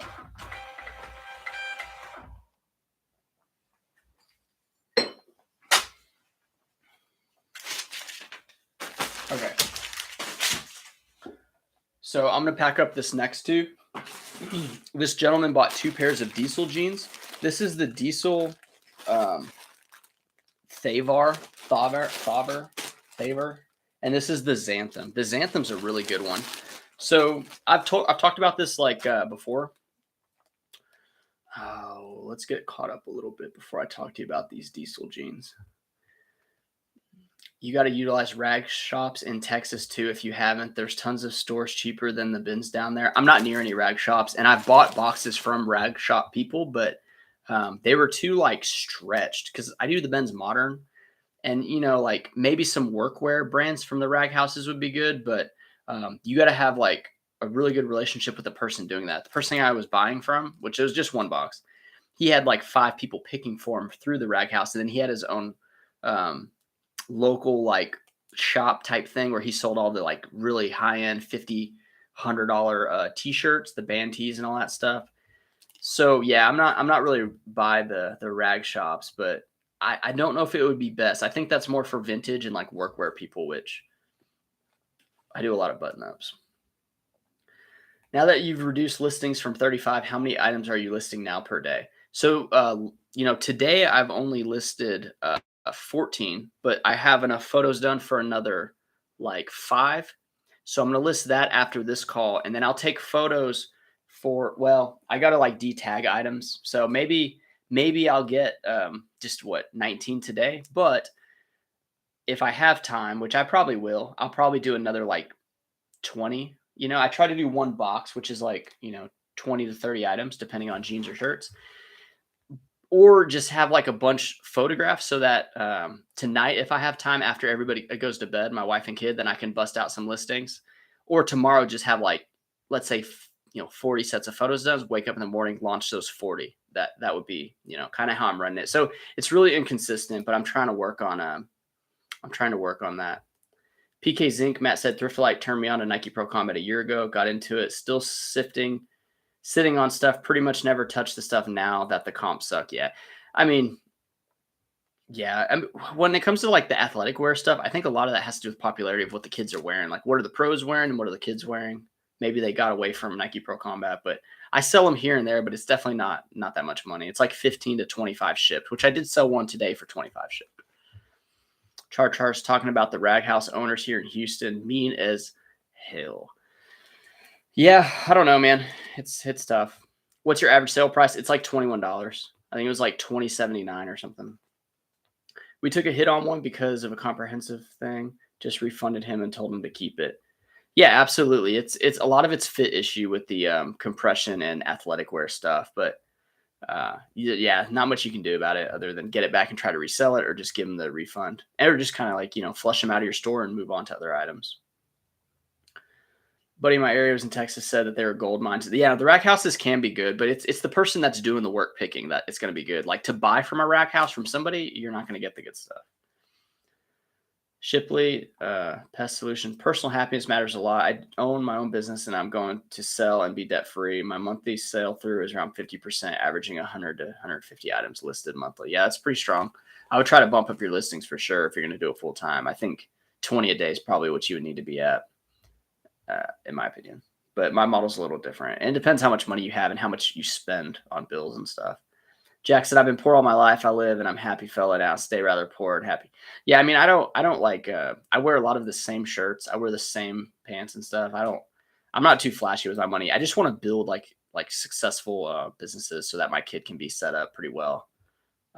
Just pass it all to him. Whether he wants to do it or not, he'll have either like property or, like a nice, I call it a war chest. I created his savings account 2 weeks ago, and I called it Seth's war chest. So he'll have a war chest whenever he is smart enough to use it. I'm not going to give it to him after like high school unless he's really a high level thinker. If he's not there yet, he's going to have to wait. It's just how it's going to be. Cat Mouse Cow, phasing out of FBA. Amazon's not worth my time. 2 years after doing it, all right with it. Yeah, Amazon's just a different beast. I think you have to be, I don't know. I honestly I can't really say much about Amazon. I feel like you got to be like a different wired a little differently for Amazon FBA.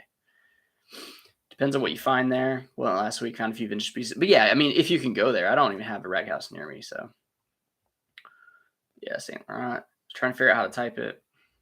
Yeah, some of these French names and stuff, like some of these like high-end brands, are really hard for me to pronounce. Okay, so the diesel jeans, one sold for $59.99 and the other one sold for $59.99. So this is going to California, and that's a really good sale. So what I do is I get this big poly bag here, which I don't know if I've linked the big ones on my channel, but this is the one time that I use them. So I pack them together, and it looks like this. And I can't fit 2 jeans into a legal flat rate, so I use this poly bag because it's faster. I mean, you could maybe work and get them in there. And then I use a pirate ship, which I don't even have open. That was a mistake. Usually I have that one open. And I do tape this down pretty well. Sorry for the noise. I do tape this down pretty well.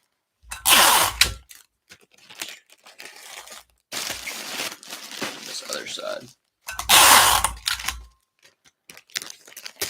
There we go. So yeah, I do the box in a bag with pirate ship. It's the best rates ever. So it's right under 3 pounds. Let's see.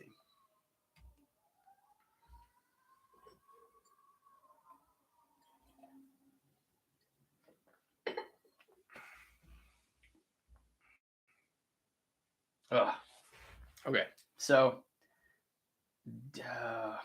So, one thing that's a little annoying with eBay is you can do the combined shipping, and it'll like say combine these items, and it'll stack them together in one. Sometimes they do it automatic, depending on how the guy purchased it. On Pirate Ship, it did not combine them. So what you do is you buy the label for one of them, and then you just copy and paste the tracking and upload it to eBay. That's how you would do it. So that's what I got to do here. It's a couple extra steps. Usually I like set this to the side, but I'm going to do it now just because black. So we're going to put on the xanthan. Okay, so get rates, box in a bag. The pounds are 3 pounds, 0 ounces. And then I have a tape measure to my left. And then it's 11 by, let's see, 9. We're going to go 11 by 10. Get rates. And it's going all the way to California, but I bet it'll be like $10 maybe. Oh, it's $8.79. Whoa. So yeah, it's like what? Less than $1 more than the legal, and it's 3 pounds. So we are going to print this, and then we're going to copy the tracking, Control C. If you guys don't know the keyboard shortcuts, Control A is to highlight, Control C is to copy, Control V is to paste. Throw this over here, and then we're going to go over to the xanthan. The drop down here, we can put add tracking number, and then you just Control V, and then it's actually going to know the carrier already, and you save and continue. So there you go. You got it taken care of. So yeah, that sale right there. I mean, diesel jeans are just really good. Some of the cuts sell for more. Those both sold for 60 plus shipping, and I'm paying up to like, I'd pay like 25 for diesel if it's that good, because like, you know, it's just good sellers. And a lot of other people aren't paying that much, like other resellers. Some people are afraid to spend more than like $10 on an item. I think if you understand like sell through and you've sold it in the past, you can pay up for some of these items. We're at 2,989 subscribers. We're going to get to that 3,000, I think. That'd be cool, man, to do it live on stream. Maybe, damn. If I had like a kazoo or something, I'd blow it. But like, I don't know. We'll probably just be like, yes, we did it. We did it together. Let's see. Damn, you do that? Wish I had known 3 months ago. I sold a giant pile of shirts for like $2 to $4. Yeah, I don't know what you're talking about, Jack, as far as what shirts are good. But yeah, it's tough, man. I had a garage sale with my wife when we first got together, and we sold a lot of video games for like $4 a piece because we didn't know about reselling. It was tragic. This reseller bought them too, which made it even more cringe. Bearded PokeTuber said, "What's cracking?" to Jack. Hearing you print your labels, it just dawned on me the Rolos sound like it would be great. Bing tone cha-ching. Great bring tone cha-ching. Would make a great ringtone. Ringtone? Great ringtone. Yeah, I like the Rolo, man. It's honestly the Rolo is the best thing I ever had. If you guys, I don't know if I showed it in any of my like early videos, but I was a commercial copier repairman, and I had a full-fledged office copier here, like an older one, and I used that for labels. And I did the ones with the 8x11 with the two adhesive labels. I would run those through the whole copier. And I mean, that copier honestly would have ran for like, a million prints because I knew how to service it. And I had all the extra parts yeah, it was crazy. And it took up so much space. It literally was like the size of this thing here. And it wasn't as tall, obviously, but it had a scanner, a document feeder, and everything. My boss was just like, just take it, because we throw them away. Like, this guy came and scrapped them. So he was just like, just take it. And I was like, heck yeah. So I did it for my reselling business. But the Rolo's like, I mean, I've never had any issues with it. I've had a couple people reach out for sponsors. I really hope Rolo reaches out. I would love to sponsor Rolo. And the video for Rolo would be insanely funny. Like, I would make it as good as I could make it. Because honestly, it saved me a lot of time and money, man. I love Rolo. I love you, Rolo. Let's see.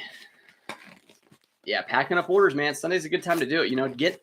Get your chores done before Monday morning. So when you wake up Monday, you're not like, dang, I got to pack all these items. Like, just do it a little earlier. Let's see. I know a lot of people do family time on Sunday. And as my kid gets older, I'm going to be doing a lot of sports with him. And I'm going to be like training him in sports. So may have to do this early in the morning or like late at night. But I may still go live. Do you guys like me going live once a week? What's your opinion on that? Because I think it's important to have this one-on-one. I think it strengthens the bond between the creator and the viewer. You guys get exclusive questions that I can answer quickly rather than having to type on Instagram, which takes too long. Let's see. Appreciate all the videos, dedication, and refinement to clothing. Yeah, clothing is great, man. It's I'd much rather sell video games. Like what's his name?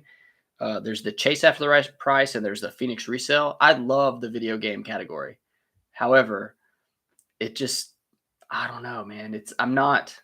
I think the margins on eBay make it tough. Like, I don't know. It takes more space. It's just, there's a lot more challenges to video games, a lot more returns. I mean, those guys probably get returns all the time. Like, that's probably something they don't like to show, but I know they talk about it sometimes, but yeah, I couldn't imagine getting like multiple $100 returns a week. Would just be painful.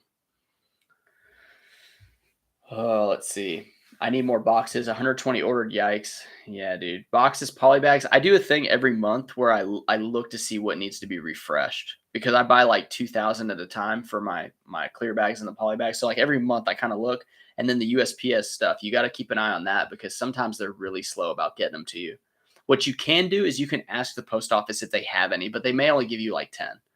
But you can do it if you're in a pinch. Let's see. Other resellers in my area does shoes like me. Won't pick up anything over $12. Yeah, a lot of people are afraid to spend money on inventory, but if you know it sells, like just spend the money, But make sure you check it. Make sure there's no flaws. Hey, hitting the thumbs and the sub. Dude, Mike, welcome to the team, dude. Welcome in, man. Krenzer. That's a cool name. Let's see, I've gone to my local Salvation Army and he's already been through pooled $100 plus profit pairs because he doesn't want to pay up. Yeah, exactly. And that kind of separates. I mean, when I started, I couldn't pay up. I didn't have the cash flow. Now, cash flow is not really an issue. So it's definitely a thing, man. It's definitely a thing. Here we go. Okay, so we're down 2 tubs. We got 1 more to go. It's packed to the brim. So yeah, this is going to be a bit of a long one, but dude, there's nothing better than having a decent live running while you're doing photos or doing listings. Like, I can't tell you all the stuff I've been trying to watch, which a lot of the YouTubers are everything sellers, and I can only listen to Daily Refinement so much. I mean, I've absorbed so much of the info from him. Like, a lot of the stuff he says, I've already heard numerous times. And, I just always am looking for like people with good content. I look at new creators, but like, new creators have their issues with just doing the videos. So having a good live, I think is decent. I think it's decent. Oh, let's see, Jack. Yeah. Let's see. PK Zinc, another question out of left field, a fun one. What do you keep for yourself to wear that would sell quick and for good ASAP, like cool 511, Patagonia, Willis, Filson? It's a great question. Everything you see me wearing, I bought to sell. So, um, okay, so all those like quarter zips that I wear, there's the one, I got one here, this Patagonia one, solid black. I got that one. I got that Ralph Lauren that's like the grandpa looking one with the quilt. It's not quilted, but it looks kind of like knitted. I've got that one. The North Face quarter zip. The 3 pairs of pants that I wear, I have 2 beige 511s, but it's not the original ones with the rope. It's the second gen ones. And then I have a green pair that you saw in that last video that I had at the beginning and the end. Um, all my jeans, like anytime I come across an item, like especially jeans, and it measures right, waist and inseam, I always try it on. I do it after like the photos, I'll try it on. And I have a lot of like swim trunks, which we don't even go swimming that often, but I have like two Vioris. I have a Patagonia. I just robbed one of the Peter Millars because I was listing it. It was a large, but the waist was a 31. So like large is typically a 34 waist. So that was a 31. I don't know what the deal was. I tried it on, and it's the one with the skulls with the seashell crustacean as the skull head. So that one's really cool. Um, Filson, I'm not a big fan of CC Filson. Cool. I have a quarter zip that was cool, but it was a large and it's brown and it's kind of ugly. So I may sell that one. I used to wear it, but not so much. Um, I bought one of the Hollister jackets. It was like the big military, like tactical looking green with the fur on the inside, not with the hood. But I got that one for $30, and it sells for like 75, 80. But it's one of those items that I wanted in high school and could never afford because we were pretty broke. Not we were like pretty broke. We always had enough, but we spent a lot of money on sports stuff. And like when it came to clothing, it was like I got hand me downs from my brother, and then I like would get to pick out like 2 pairs of shoes a year, and it was kind of like that. So yeah, I a lot of stuff, everything like this shirt I bought to sell, everything I have is thrifted. I haven't bought anything retail, and I don't even know how long. Okay, let's get an item packed up. This is the Polo Ralph Lauren. This is the 2016 Olympics track jacket. It's white. I thought it would go for more money. Yes. All right. It's my wife and kid. Let's see him. Well, I don't have him in my room. You're on camera. Okay, I know. We already left and came back. You want to bring Seth in? Sure, he's busy. All right. All right, she's going to go get my son so you guys can meet Seth.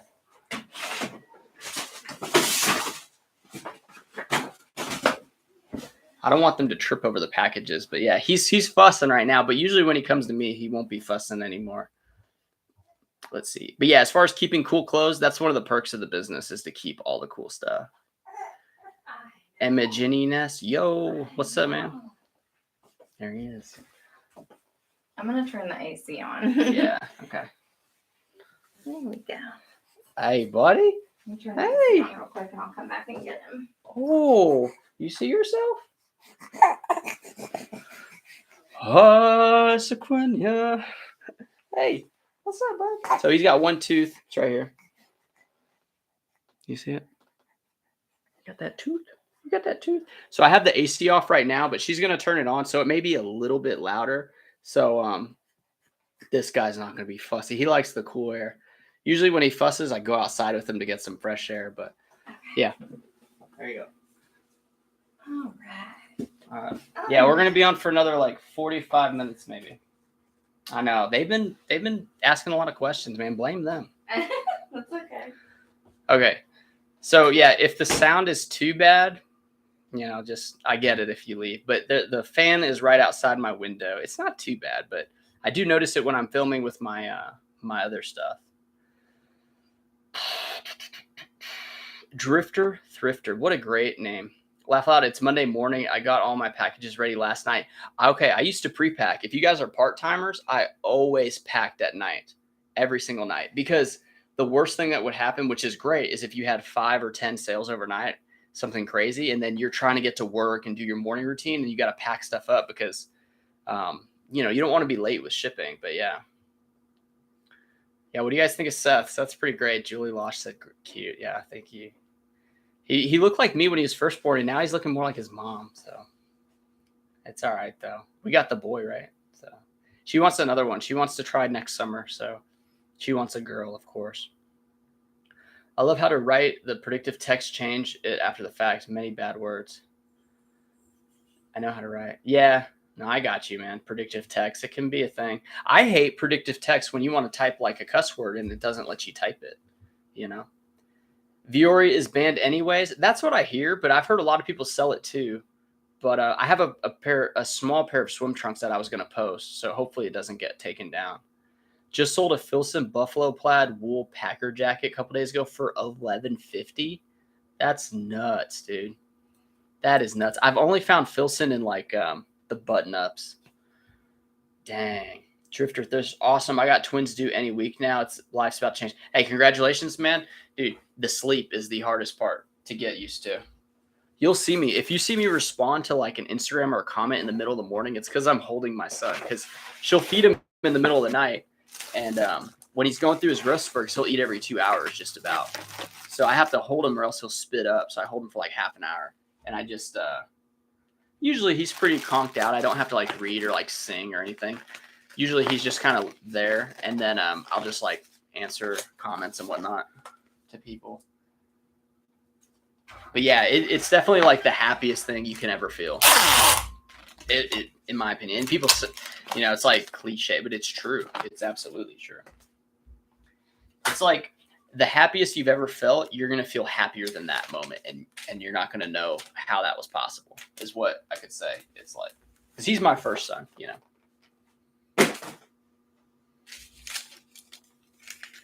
Your wife's getting 10 months off. Whoa, dude, that's going to help a lot. That's going to help a lot.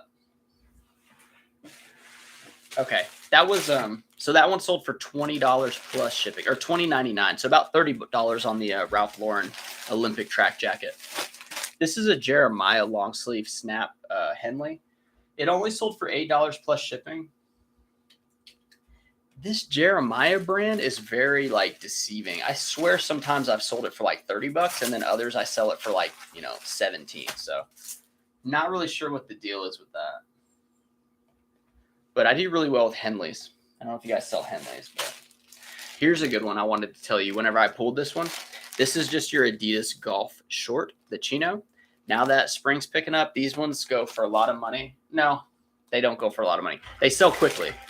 I used to sell them for a lot of money. Like when I first got into clothes, I was selling these for $30 a pop, like pretty consistently.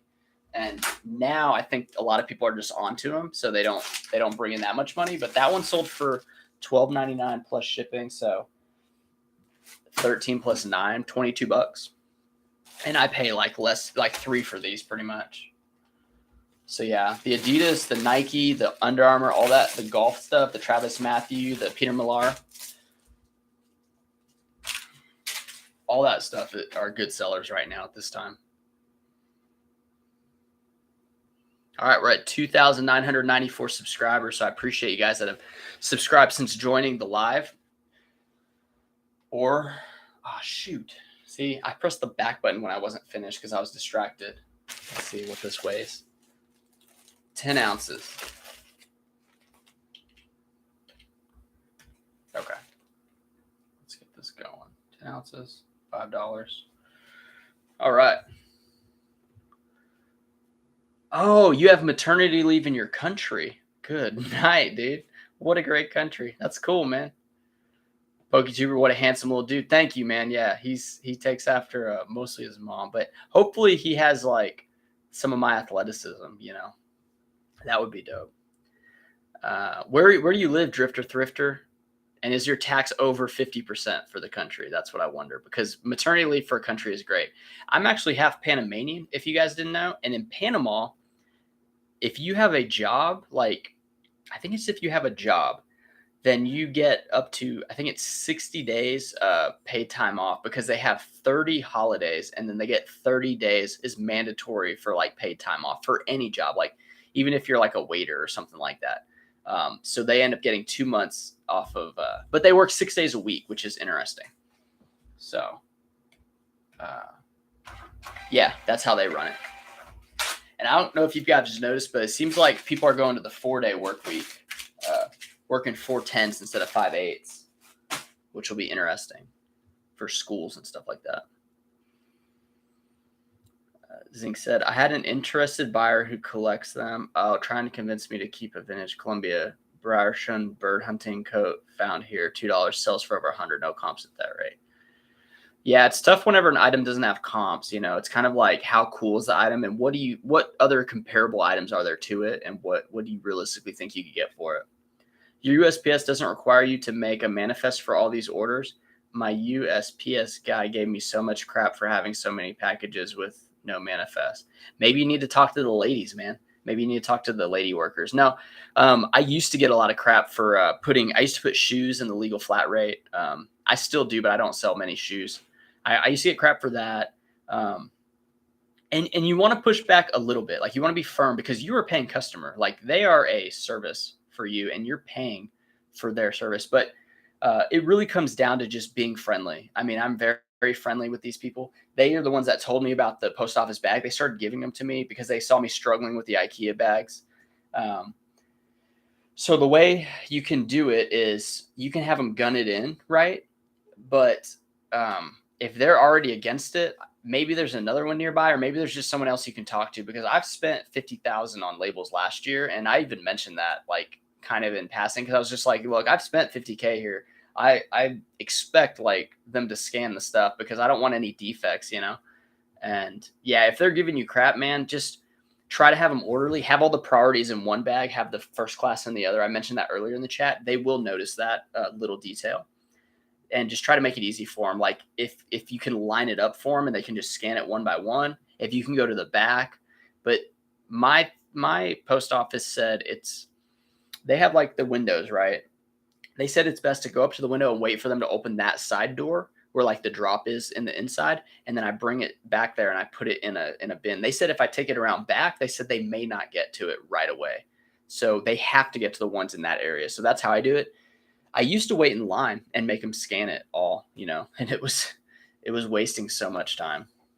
So yeah, you just got to like grease their gears. Don't buy them stuff, but like just be nice, I guess. I'm sorry, man, if that is the case, because they got you by, like, you know, they got a lot of power because you need them. Like, you absolutely need the post office to work for you. I hear about video games. There's plenty I'd like to focus solely on, but you got to work with what's available for you, as well as for some it's clothes, other it's kitchenware, etc. Yeah, and I do believe for categories, like, you can find where the stuff's at. It's just, it may be more difficult. Like with video games, I would source like cold calling door to door. Like, I would just try to get the video games that are still at people's houses. Because a little tip, a lot of mothers whose kids left their video game collection, it's still at their house. So you can kind of tap into that market and try to get those before they donate them or have a yard sale. I just sold a video game. This is the first video game sale. So my wife had a 3DS. It's still lit. No, I sold the 3DS. But there are still some games. This one is Super Mario's 3D World complete, and I put adult owned too, because that makes a difference. And it sold for $12.99 plus $8.99 shipping. So really good there. Okay. So here's one of the Peter Millars. This one has like the skulls and stuff. It's kind of hard to see. So the one that I kept is similar to this one. I did take a little bit less money on this.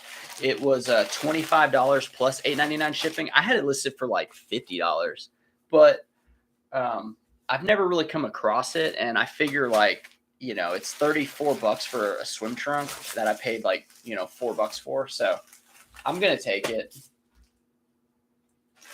I'm definitely going to take it. 8.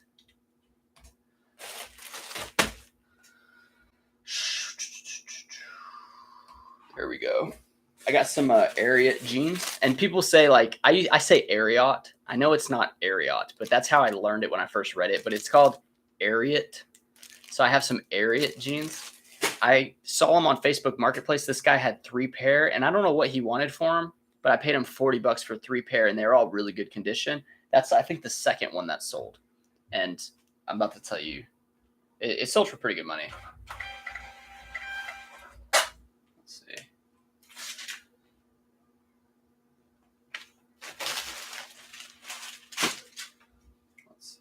So it sold for $28 plus shipping. You can definitely get more money on Ariat, but I took the $28. I figured it was fine. I'm into it for $13, so I made probably like 15 or something like that.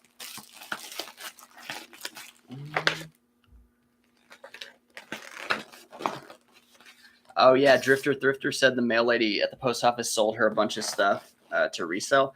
Yeah, mine is they've mentioned that to me, but none of them really come through with it. But I tell people all the time, like in that last sourcing video at the last store that I was at, I remember this lady saying like, I got your business card, and she waved. She was just kind of like learning to resell and wanted to like learn more about it. But I tell people all the time, because you just don't know who has what at their house or like, you just don't know. So like, you just gotta kind of throw it out there. And it's, a lot of people though, when I tell them that I resell, they just say, hey, you got to just do what you got to do to get by. They say that all the time. I'm like, dude, I was like, I'm getting by pretty good. I'm okay. But that's the reaction I get. Like, I guess people still see it as like it's a gray market, kind of a dirty type, low class thing, but I don't really care. I like it.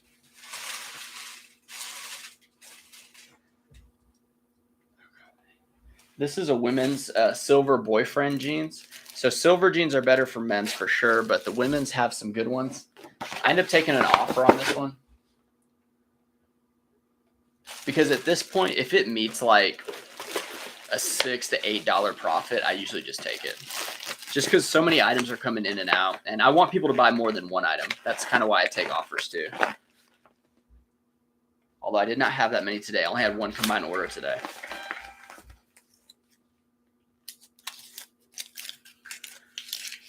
Swoop. Was your wife always on board with your reselling business? She said as long as I didn't become a hoarder, she was on board with it. And then my parents weren't on board with it. A lot of people just don't see the potential of it until you start showing them the payouts and the money. So then once the money started coming in, they're like, oh, like it's a lot of money. So then like, yeah, then they get on board. But I'm really organized, as you guys can see in some of the videos. So yeah, she didn't have a problem with it, but I cannot get her to work the business at all. She wants nothing to do with it. She said, I want the money and I want nothing else. And I was like, can you pull an eye? She goes, no, I'm not touching anything. And she used to steal from my store. I bought like women's shoes. I was real heavy into women's shoes. She would steal. I'd bring the bag into my room before I got to process, and she'd be like, what size are those? And she'd be grabbing the stuff. So you got to watch out for wives that steal your inventory.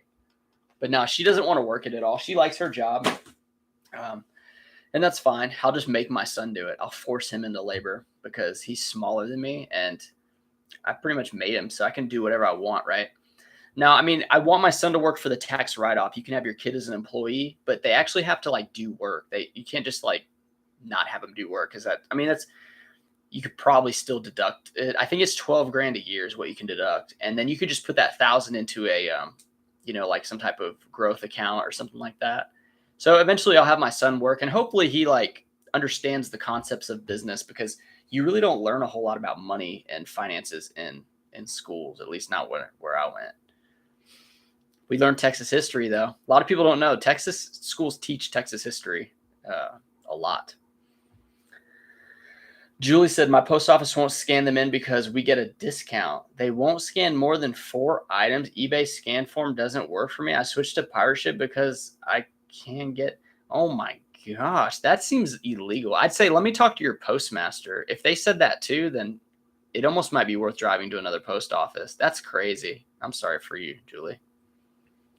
Is this going to be an every week thing? I think MVP Thrift, I think I'm going to do it once a week until people stop showing up, just because I won't lie. This video will make me, I think the last week's video made me like $11. So I like $11. But I think this fits like a particular reseller or like person that wants to hear some type of consistent content, like long form. Like some people listen to Joe Rogan, some people listen to Lex Friedman because they're like 2 and 3 hours long. I think it's very important to kind of hit all the buttons and give you guys a chance to chat in here. So I think I will do it. when football season starts, I don't think it'll be on Sundays, and then it may have to be on Saturdays. But I do pack every weekend. I don't like to go Monday with 100 orders. I've done it before, and it'll take like, for some reason, like you packing 30 items, say it takes you like an hour, right? But to pack 90 items, it doesn't take 3 hours. It'll take like 4 hours because you just literally get tired, like you get worn down. So yeah, I'm not doing the package pick for Monday with all this sales. And like the problem is the YouTube titles that say like this one, 50 items, $1,500, like that title is good, but my daily sales might be 23 items for $500 or $455, something like that. And that title's not as great for a what sold video, which, this shipping video and the what sold video is more consistent for me to make. The sourcing ones where I get more creative with the edits, those take like 5 hours to make. The other ones take like 2 hours to make. And they're not making much money, guys. Like, it's YouTube is a tricky beast, but it's fun. It's a really good creative outlet, especially because this last year when I worked, I was so like head down, list photos. Like I had a couple people I talked to on the phone. Now I'm trying to branch out and like talk to more people, and YouTube's a great way to meet a lot of people that are from different walks of life and have different business models, have different ideas, know how to pronounce words. I mean, those are all things that I'm looking for with YouTube. And obviously, like I want to make money, but I'd be remiss if I didn't say that. YouTube is definitely something I want to make money. PokeTuber, I picked some new Tags Ariat boots last week, $30. I have them listed for 180. Lots of interest already. They always sell quick. That's a $30 for brand new Ariat is crazy. I mean, that's a no-brainer in my opinion. They're really good boots. I'm gonna get a drink. I'm thirsty, man.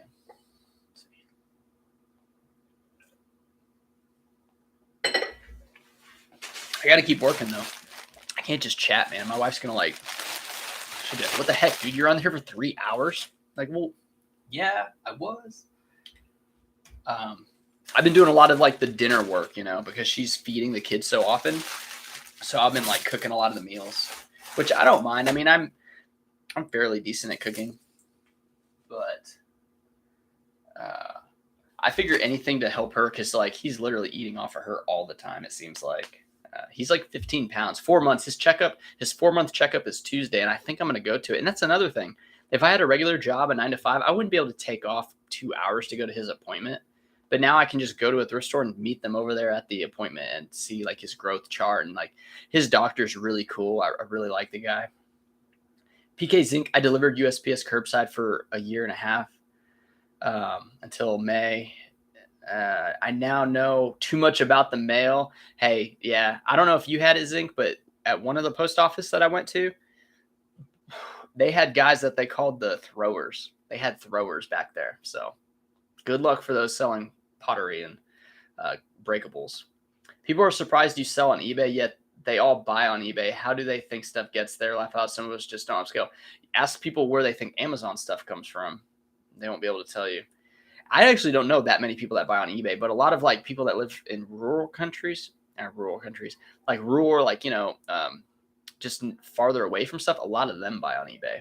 But I actually don't talk to that many that buy on eBay. So currently work USPS. Definitely agree, PK. Yeah.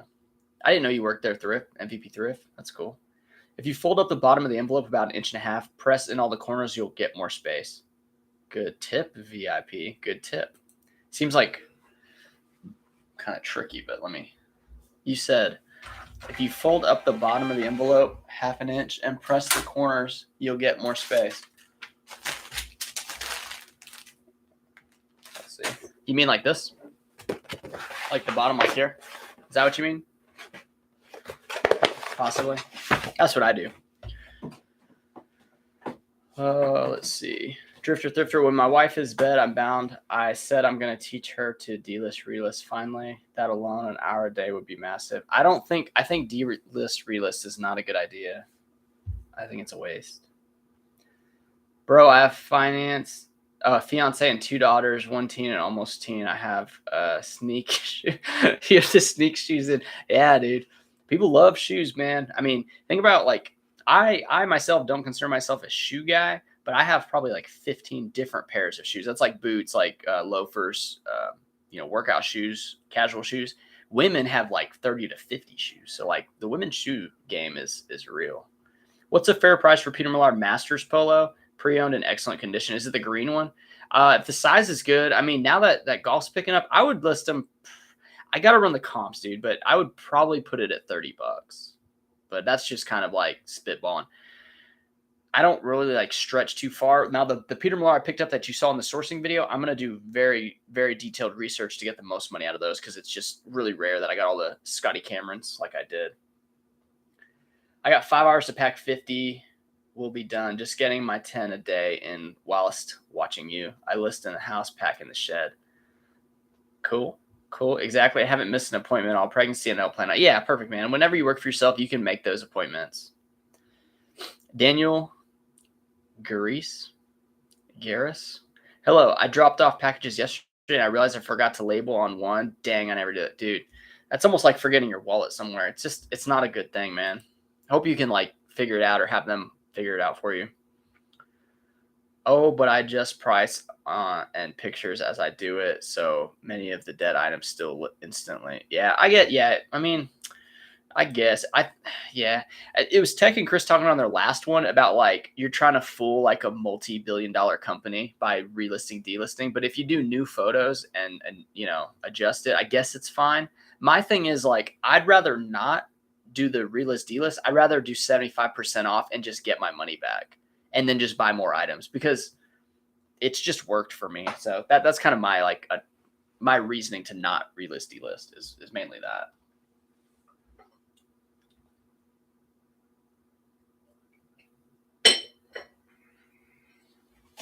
Okay, this is a Banana Republic shirt. It's sold for $13.99. It looks like the denim, but it's probably the chambray or denim. $13.99 plus $8.99 shipping. So this one is going to go priority. No big deal, though. But yeah, Banana Republic is a really tough one to sell in, but some of their items are worth it.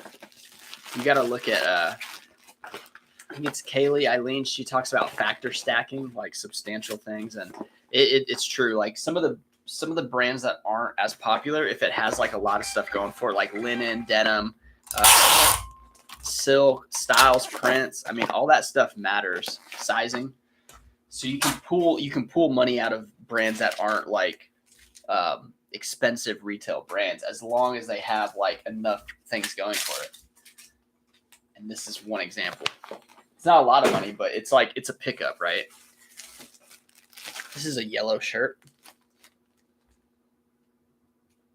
So this is Wall Ranch Wear. It's a 2XL tall. It sold for $15.99 plus $8.99 shipping. My full asking price. It's probably going to go first class. Oh, it's going to go priority. It's like right over a pound, which stinks. But Walls, they have like the workwear jacket. They have some FR stuff. They also have like the insulated jackets that are pretty nice. They're called blizzard proof or something like that. You'll see them quite a bit. I used to sell a lot of those. I just really don't like jackets because of the size it takes up in the storage. That's why I don't get it no more. That's why I don't get them anymore unless they're like, pretty good money. I'll carry around like, I don't know, 10 jackets at a time, maybe 20. I got this closet right here to my right that it's not even in my inventory system because it would take up too much of the box. And each box I can fit I think I can fit like 18 if it's straight jeans. And if it's straight shirts, I can fit like 30 shirts or more. Just pack them in really tight. Yeah, this is a good one. This was a Polo Ralph Lauren seersucker. It's a short sleeve button shirt. It's the green gingham plaid. And it is the 3XL tall. It sold for $20.99 plus $8.99. So like a $30 shirt here. I had it priced at $29.99, I think, and accepted that offer. And it's 8 ounces, which is dope. So 8 ounces. Let's do it. Get this thing going.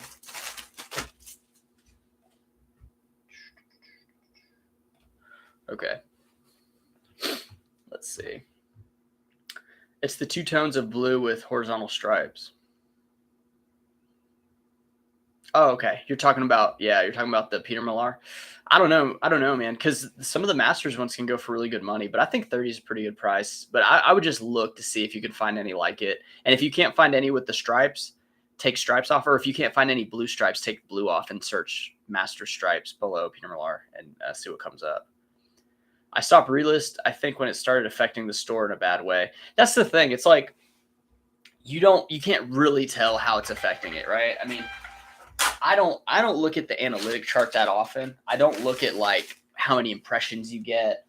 All I do is I try to put up a lot of items. I try to price really fair and I try to accept and send offers because the only thing I do notice is when you start selling things, it seems like more things sell, especially if it's like offers type sales. Um, so yeah, that's kind of what I do.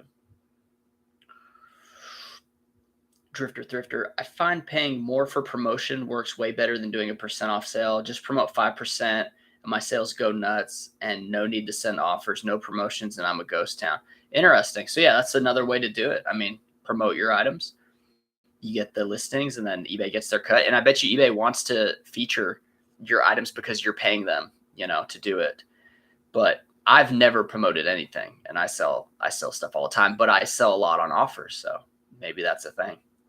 You should do a video on setting up a beginner eBay store. VIP couponer, that is a great question and a great idea. Well, it's more like a statement. You weren't really questioning anything.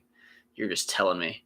2,998 subscribers, man. The vanity metric is getting to my head. I feel it growing as we speak. The thing about setting up a new store for a beginner is like, I've been doing it since 2019 and it's hard for me to be in a beginner's mindset. It's hard for me to remember what it was like whenever I didn't know how to do any of it. So I don't want to come across as too complicated.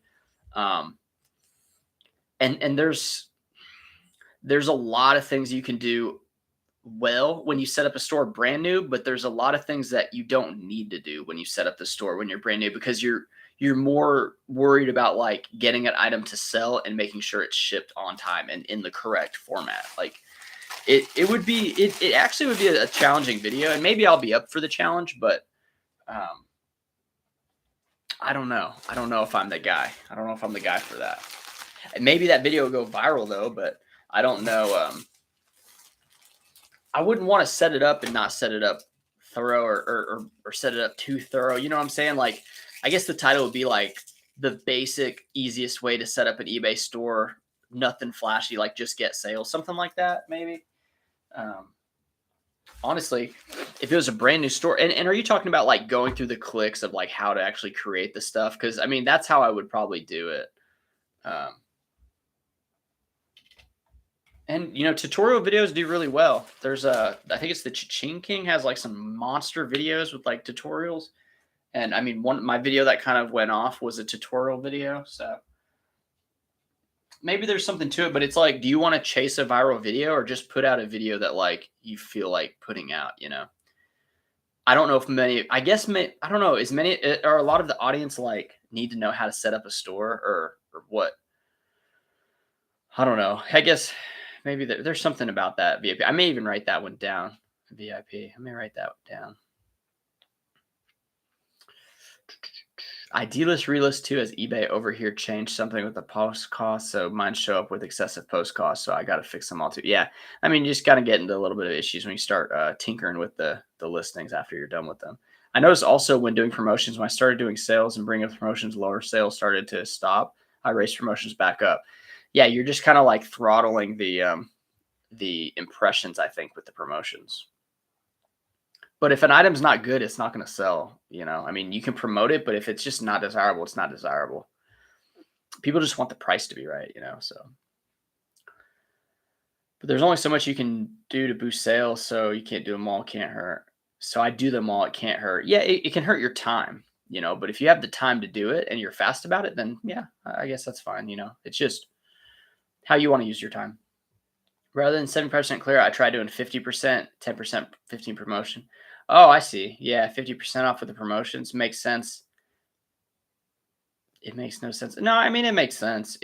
You're cutting the price down to where it needs to be to sell is what you're doing. And then you're using two different eBay tools to do it. So maybe they'll help. I've just been doing it this way and it seems to be fine. But That's why I like this community, because a lot of people do things different and it works just the same. I sell mostly on Poshmark and I struggle with eBay. Dude, I may make a Poshmark account because I want to go to Poshfest, especially with the social media. And there's a couple people I want to meet. So I think I may do a Poshmark closet. And I was reached out by one of the cross listing platforms, and they're putting out a new feature. And I said if the feature comes out, then I would I would consider doing it. But I'm going to run the beta for the new feature, and if I do it and it actually makes sense, then I'm going to do a Poshmark closet, I think. And just to kind of, one, to get the money from the advertiser, and it'd be fun to do a sponsor, but I'm not trying to like do a bunch of them. But if it does work and I get more sales, I think it's beneficial to do, because there are a lot of ways to make money, and that could be a good one to use. So keep that in mind if you guys see the whole like ad spiel. But I'm gonna try to make it as organic and interesting. And like I said, if it proves sales for me, I'll let you know about it. If it doesn't work, I'm not gonna do it. So if you do see it, it means it made me money. VIP coupon, no organizing categories. Yeah, see, and that's the thing. There's a lot of stuff about eBay, like categories and stuff, I don't even set up. Like, I don't know. I just now put the banner when I changed my logo to this handshake one. I just now added that kind of stuff. So there's a lot of things you don't have to do. You don't need any picture. You don't need any description. You just need good items to sell, and then you need to know how to ship them properly and on time.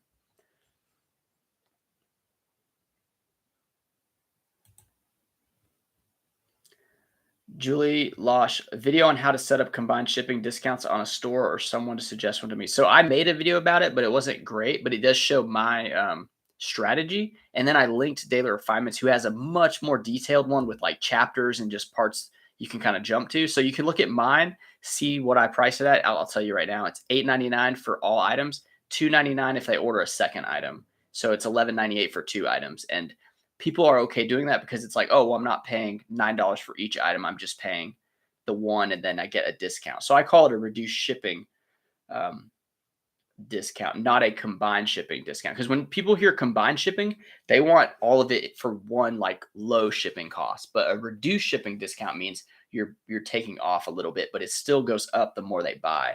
And I've had people on like sale items, they'll buy like 15 sale items for like, I don't know, like $8 a piece, but then the shipping is almost the same as the price of the items. So they're paying like $50 in shipping, but the label's like 12. But that's just how it's set up because I accept the offers, right? It's like it's a whole thing. I don't know. I think it's worked for me. So, but Chris, like I left out like exactly how to set it up because I set up so long ago, and that comes back to VIP couponer. Like I don't really remember how I set up a lot of stuff without having to spend the time to actually research and figure it out. And Chris has done all that stuff, which is why I linked his video. I think it's a good one. But you know, I attempted to do it. Like I don't want to be like I don't want to be like a teacher, but I just want to share like what's working. I don't want to go in depth and miss something and then be like, oh, you made this video, but you didn't go to this part of the site, because eBay is really complicated. There's a lot of stuff you can do with eBay. So I'm just here for some of it, not for all of it,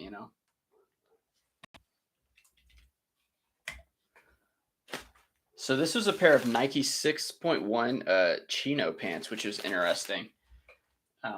I've never seen them before. It only sold for $8 plus $8.99, so you're at $17. It is first class, but it's like that skateboarder type look.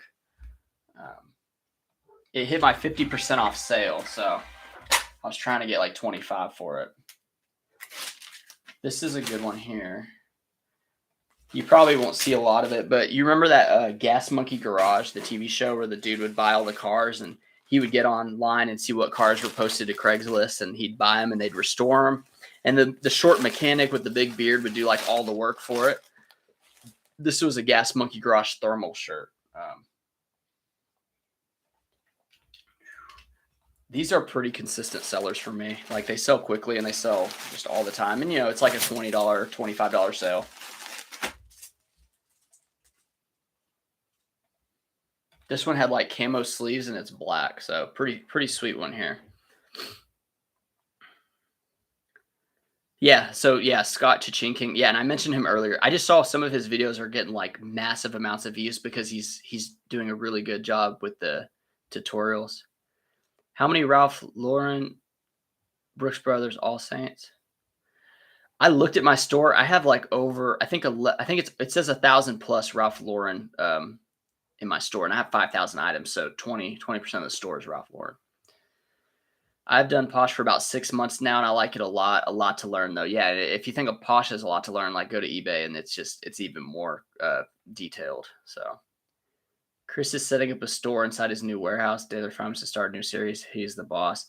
I wonder if he's setting up a store because he's not supposed to. I thought he got kicked off of eBay, which stinks. But he's setting up. Yeah, he's setting it up as like this is what an eBay office should look like or whatever with the photo. So that is cool. He's just sharing all his knowledge, which he's put a lot of work into it. I followed him a long time ago, and he used to be all over the place, and then tech kind of reeled him in to getting to like just what he needs to be doing. And now it stinks he got kicked off eBay, but he's doing really well and whatnot. And then he's just exploded his business. He's got a lot more help, and he's he's doing a lot of good things. How much inventory were you able to fit in that office before you were forced to move it to the garage?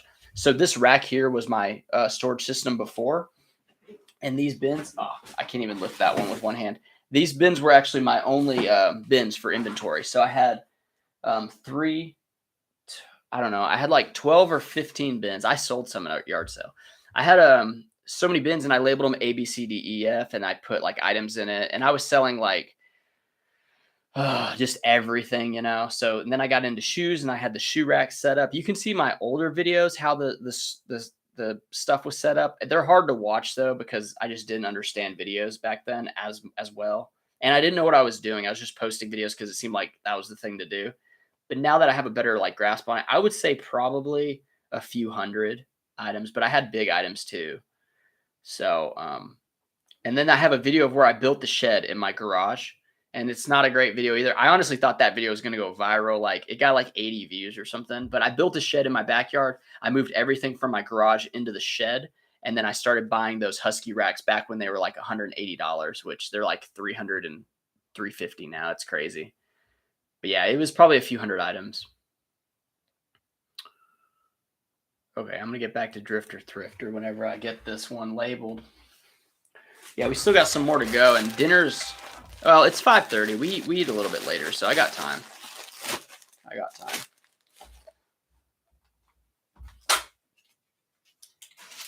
Let's see.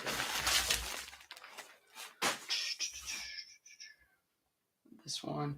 So this is a Ralph Lauren Blair. It's a size medium, just a green, like, it's faded, it's old, a long sleeve button up. It sold for $9.99 plus $8.99 shipping. So these are the kind of sales that I'd sell all the time, and it's hard to pass them up. Drifter said they buy it seeing the full price. Refunding post on multiples is a fool's game. They happily paid an agreed total price. Yeah, I don't refund on multiple things. I definitely don't. And whenever they do get to it and they see they're like, oh, the shipping is going up, I always tell them like, maybe these aren't the items for you. Like if you want to get them for cheaper, go to another store. Because the reason they're going with you is because your deal is better than the next guy. And then when they want to like get more money off, it's kind of like, all right, dude, I'm going to block your eBay account and I'm going to move on because I get plenty of sales. I don't need your sale. Like your $20 or $100 isn't going to like break me. So that's to just kind of stick to your guns, because you are in the position, you have the item they want, So, and there's millions of shoppers.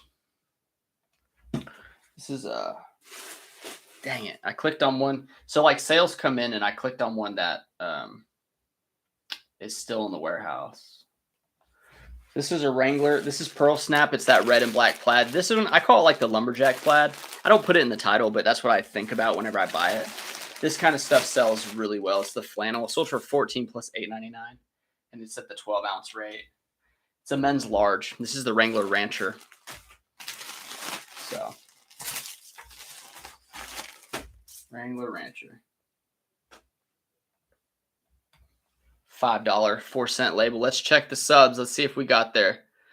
We're still at 2. Hold on. Let me see the phone. Maybe it was a fluke. 2,998 people subscribe, so we may not hit 3K. We may not hit it. We have half a tub to go, but we may not get there. I won't be sad if we don't. I'll only cry like for a little bit, but let's see. Okay, we got another pair of Ariat jeans. Now these are the Ariat FR jeans. They sold for $49.99 plus $8.99 shipping. So anytime you find Ariat, it's a safe bet. You saw I sold the one for $28. It was not FR. This one's FR and it sold for 58 or something, 59. So yeah. Let's see. Daniel Garris. My store is garbage. Doing it for a year and a half now. I'm in the process of dumping the multiple items and going to your daily refinement model. It's almost like starting over. I tell you what, I did that with I had a huge garage sale. So I had a bunch of women's shoes that weren't selling. I had just a bunch of stuff, and I did a yard sale. I did $3 on all shoes, which my cost of goods was like, that was before the thrift stores went up, before the COVID stuff. And it I did a huge yard sale. I got rid of all the stuff, right? And then I only kept the items I knew could sell. So that's the best way to get rid of all of it really fast. It stinks starting over. Like starting new inventory systems, it's hard to do, but it's one of those things. Julian R, I mentioned earlier, probably like 15, 20 minutes ago, I'm thinking about starting a Poshmark closet just to be able to buy a ticket to go to Posh Fest, because I think it'll help interact with other creators, and I think it'd be a fun party to go to. Also, one of the cross-listing platforms reached out to me, and we had a video conference meeting, and I don't like how they don't delist if an item sells on both platforms. So one of them is doing a feature where they're going to do that, and it's in testing right now, or they're trying to develop it. And when it goes into testing, they're going to give it to me, and I'm going to be able to use it. And if it works for like a month, then I'm going to partner with them for like 1 or 2 videos and let you know how it goes. If it's not profitable, if it's a waste of time, if it's too complicated, if it's too janky, I'm not gonna work with them. But I'll let you know. But no, I don't cross list right now. I just do eBay. When do you determine when you start a sale? Every month, the first of every month, I start the sale over. I do 75% off of either like 500 items, and then the next oldest 500, 50%, and the next oldest 25% off. And I mean, I may even do 1,000 items at 75% off. It just depends like how I'm feeling. And what you can do is you can sort any item under $20 plus shipping. You can do the sales on those items. So like I exclude my higher price items and I'll accept offers on those, kind of thing. I just figured that out. I didn't know you could even sort it. I used to manually click off of the expensive ones, and it was taking way too long. Drifter says that he's got a tip for us. Take a photo of the package right before it goes out and send it to him. Way better, and thank you. Oh, wait, it says, let's see. Take a photo of the package right before it goes out and send it to them. Way better than any thank you card or notes. My customers love seeing like the package being sent. That's cool. I'd be taking 60 photos today though, and sending 60 messages. I don't know if I would do it, but that is a cool thing. People do like personalization though. I used to write notes and stuff, but I don't do that anymore. How many items were you listing a day when you began? It's a good question.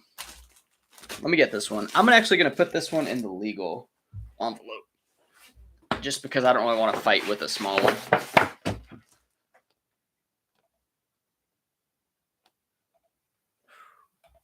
When I first started, I posted the Oakley hardshell clamp case for $9.99 free shipping, and I did not list another item until it sold. And luckily, someone sent an offer in 2 hours for $9 free shipping, and I accepted it. And I've got his label.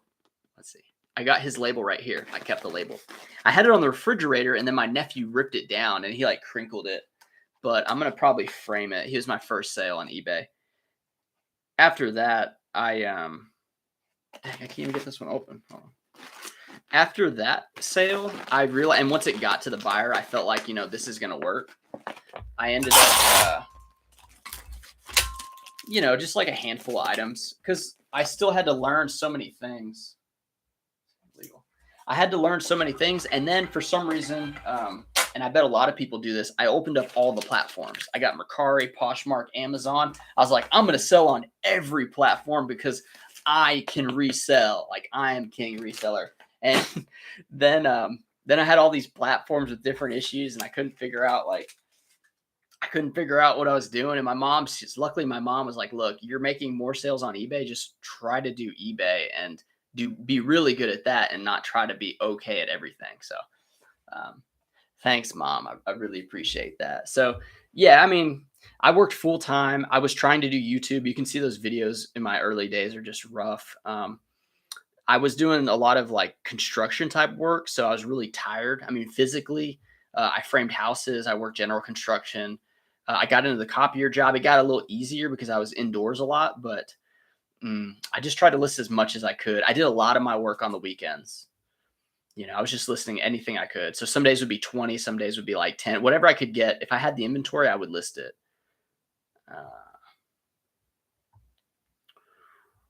Thrifter likes Chris. I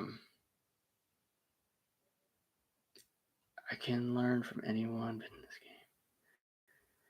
Yeah, Chris is a different beast because he's just a high level person. So it's hard to communicate sometimes with people that are in such different levels of experience, So I try to remind myself, like, some people are day oneers, or like 1 month in, and some people have been in for years. So it's hard to speak to a wide audience clearly without coming across as arrogant. I don't like to.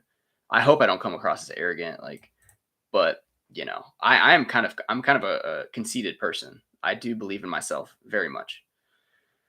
Daniel said, I was doing Amazon for 2 years. Did not want to go into eBay because of the storage, but returns became eBay. And now I sell FBA fulfilled by merchant Amazon and a lot of eBay and Poshmark. That's cool, man. I think that's a cool thing.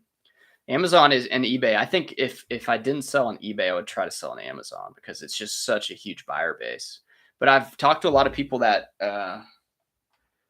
just scam, like, not a lot. I talked to this one guy at a copier training, and he literally said,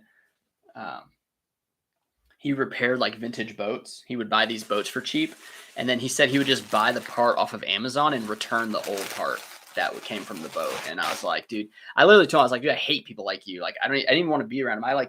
We were waiting for the bus to go to the training, and I was just like, I'm gonna stand over here because I don't want to be around people like you. So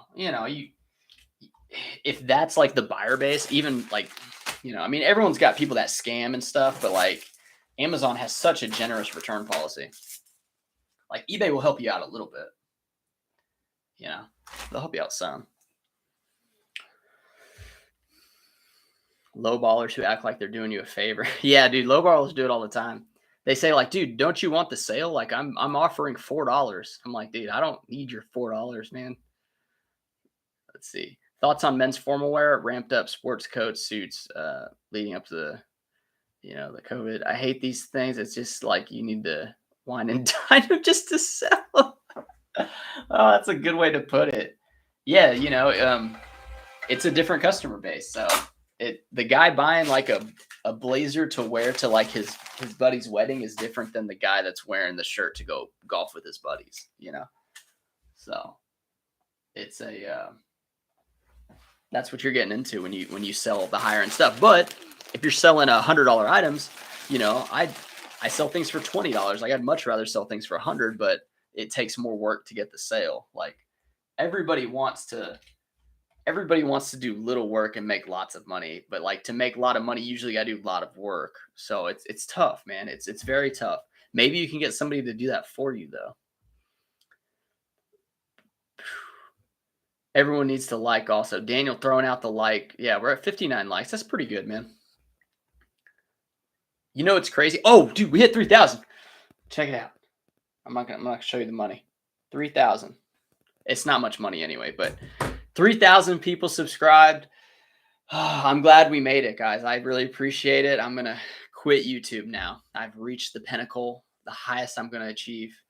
Thank you. Good night. No, it's good. I'm pretty happy. I'm pretty pleased with it. But when it comes to likes, I was gonna say this. So if a video gets 1,000 views, typically you get like 9% likes, like, or let's just say 10%. So 1,000 views, you get about 100 likes. Sometimes it's like less, like 8 or 9%. And it's very consistent. Like a 3,000 view video, you have about 300 likes. So, you know, that's just kind of how it is. It's very strange how that works. And the same way that data works is the same way how advertisers pay money. It's the same way how eBay algorithm is based on how many impressions you get and how much you actually sell. Like everything is like, it's like there's a natural way, almost like the market for a price of an item. Like everything has its natural way. And it's the same thing with impressions and views and eyeballs. It's very freaky. Because like, I don't know about you, but I've never bought anything from one of the ads on YouTube. Never. Never have I. I've clicked into it by mistake when I meant to press skip and I click into it. I've never purchased anything, but those people have sold to people. Like it's just very, very interesting. I'm a very cheap person though. I'm a very cheap person. Very cheap. I mean, frugal's like the, saucier word, but cheap is like, it's what it is, And I mean, I don't really care.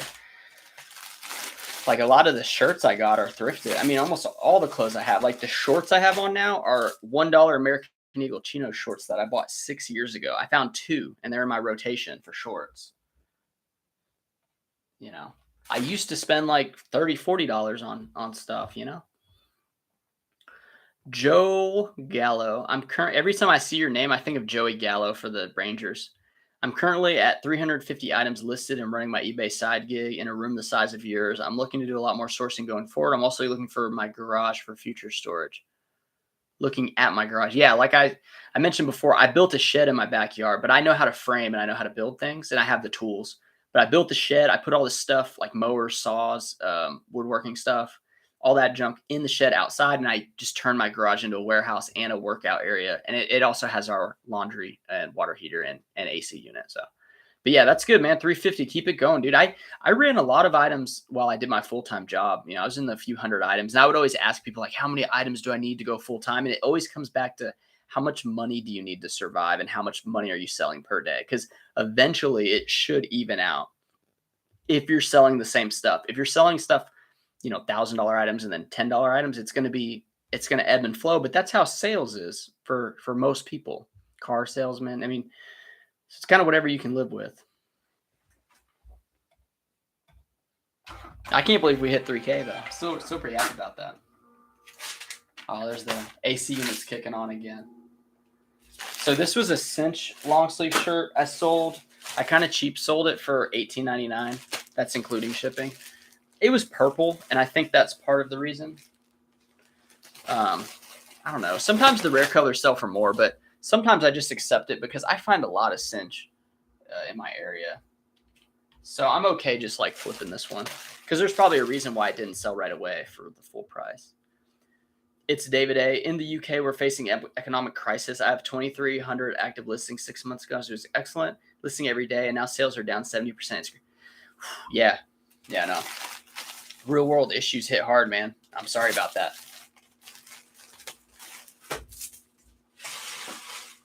I am sorry about that.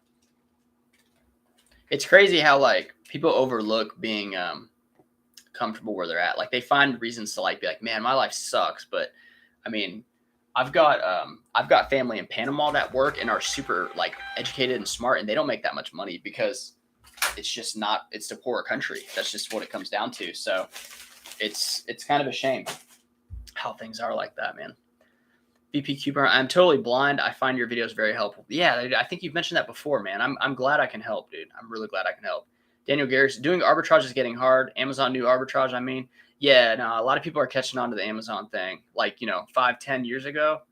Well, I don't know about 10, but yeah, like those years back when people were just like fleecing the markets. I mean, that was crazy. Like I think I watched a video with the guy buying all the monopolies and stuff, just driving around. He made so much money, but it was a grind. He had to just buy a bunch of monopolies, and then he had a van full of monopolies. Like the weight of the monopolies was probably like destroying the other monopolies at the bottom. But he made a lot of money. I mean, that's a crazy thing to do. Congrats. Let's go. The confetti thing. I forgot about the emojis. Thank you on the 3K. Yeah, very, very happy here. New sub here. Going to see more of me. I want your business model. I'm so sick of cleaning up garbage to sell. Dude, I used to sell VCRs, and I put a video about how I was like, I'm done with VCRs, and I like threw a bunch away. The next week I bought more VCRs, like, and I kind of could repair them, but I was just like, what am I doing here for like $40? Like, I'm not doing this anymore. Here's a good one. This is a Lucky Brand short sleeve button shirt. It's like blue and off-white, like beige striped.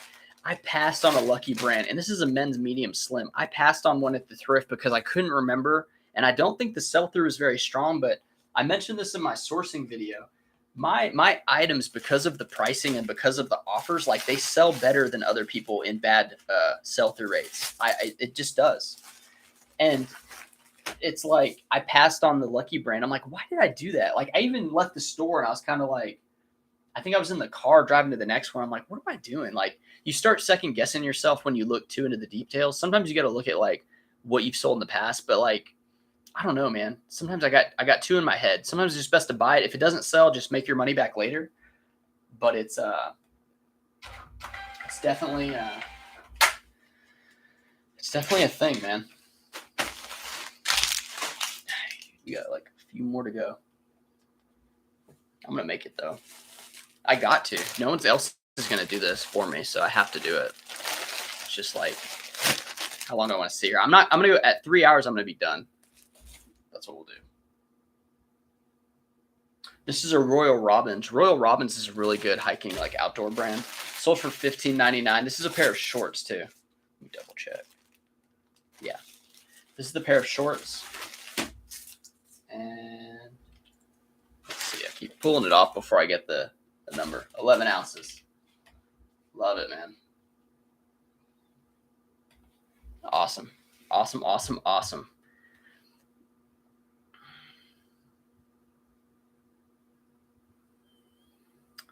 A to B checking. Yeah, text store. Yeah, he sells a lot of damaged items, which I don't know, man. He sells them, so. But he knows a lot about like little pockets of profit in the market.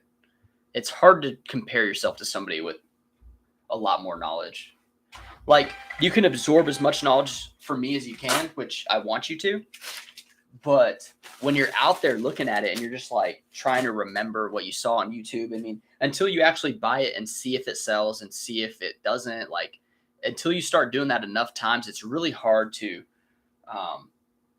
take the info from the video and then be like, man, that stuff, that doesn't work. Like Sean doesn't sell that stuff. Like, it's like, well, sometimes it sells for 25, but sometimes it sells for 12.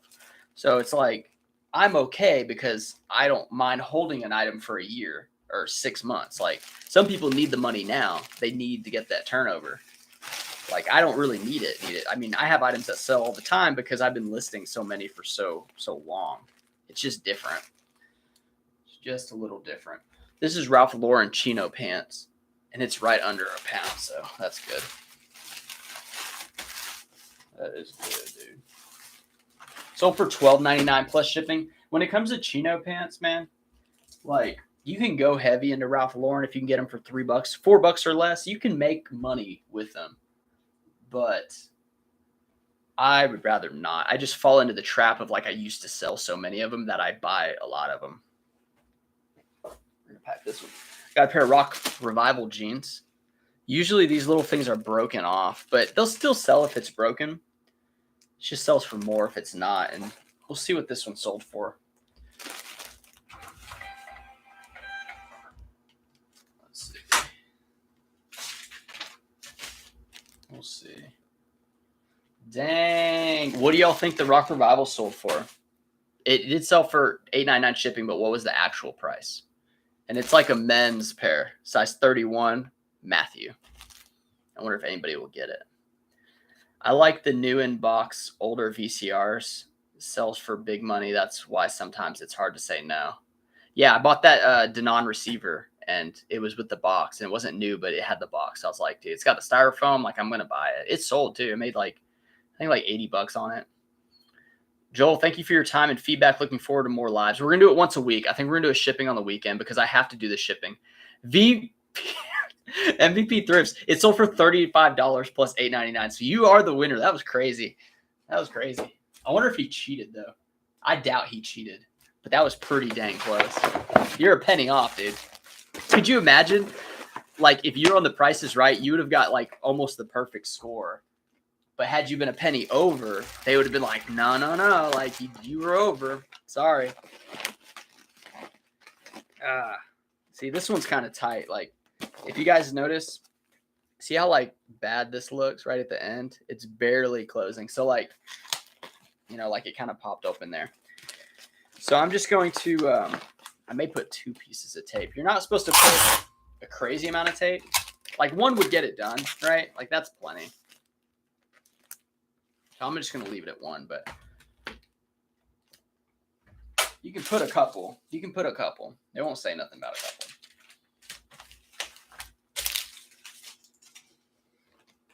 couple. Oh my gosh, there's so many items piled up over here. Yeah, 40, 56. Yeah, so I would have loved to get, like, I took an offer, right? I had them at $49.99 or even $59.99. Like, I usually price them up pretty high. But I'm not against selling them because it's a sale, man. You want to get the sales. And you never know. Maybe he would have bought 2, like that guy that bought the diesel, that bought the 2 jeans. You just never know. Okay, 7 ounces. See, I get fired up with them energy drinks, man. That's why I popped one open for the show. I was like, I need to get the juice flowing. I try not to drink like more than 1 a day, but there was a time where I was drinking a lot of them, but the problem with it is the caffeine hits so hard and then it actually doesn't leave your body right away. So then you'll get like another wave of it and people are like, oh, I can't sleep. It's like, well, you had an energy drink at like 4 p.m. You know, that stuff doesn't wear off by 10. It has like, its breakdown is just different. Let's see. This is a Ralph Lauren. So yeah, this plain crew neck Ralph Lauren sold for $7 plus $8.99 shipping. So you're looking at $16 shipped. And if you can buy it for $3, that's like the most I would do it, you know. Let's see. And it looks like it's at 8.2 ounces, and these bags are 0.2 ounces. So if you take the bag out, you'll be right at 8 ounces. So you can ship it for the 8-ounce rate. It might be 0.3 ounces. And somebody asked me about the link. I did have the bags linked with, it was like the 100 count on the link and the 500, the 1,000, the 2,000. Well, those links weren't the actual ones that I use. Something happened with my Amazon where I like lost all my old order history when I created the Amazon Associates page. Because you had to create like a different account for it or something like that. So I updated it to the ones with the choking hazard labels. I do buy those now, but they didn't have the 100 pack. They only had the 200 pack.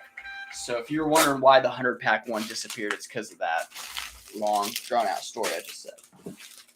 Oh, I got 2 items left. I'm so happy. So this is an Oakley crew neck, white long sleeve. It had a cool little graphic. It was a new one. Not brand new. It was like a newer style.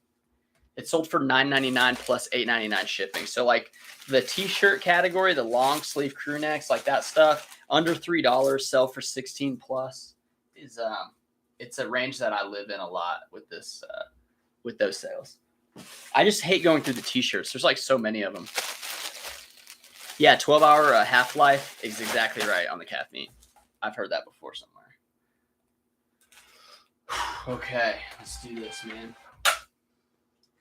Here we go. So the last item, and see, I had 4 sales in this 3 hours that I was packing. So I'll do those later, probably tomorrow. This is a Dickies long sleeve button shirt in green, sold for like $9.09 plus shipping. So Dickies, don't sleep on the Dickies workwear. That stuff sells, and usually they have it priced pretty cheap. Here we go. All right, we're at 2 hours, 48 minutes. I appreciate everyone who got on. I appreciate us getting to 10K, to 3K subs. I really am glad you guys are liking the videos and responding well. Reach out on Instagram if you have any questions. I'll respond when I can. I appreciate you watching. I'll see you in the next video.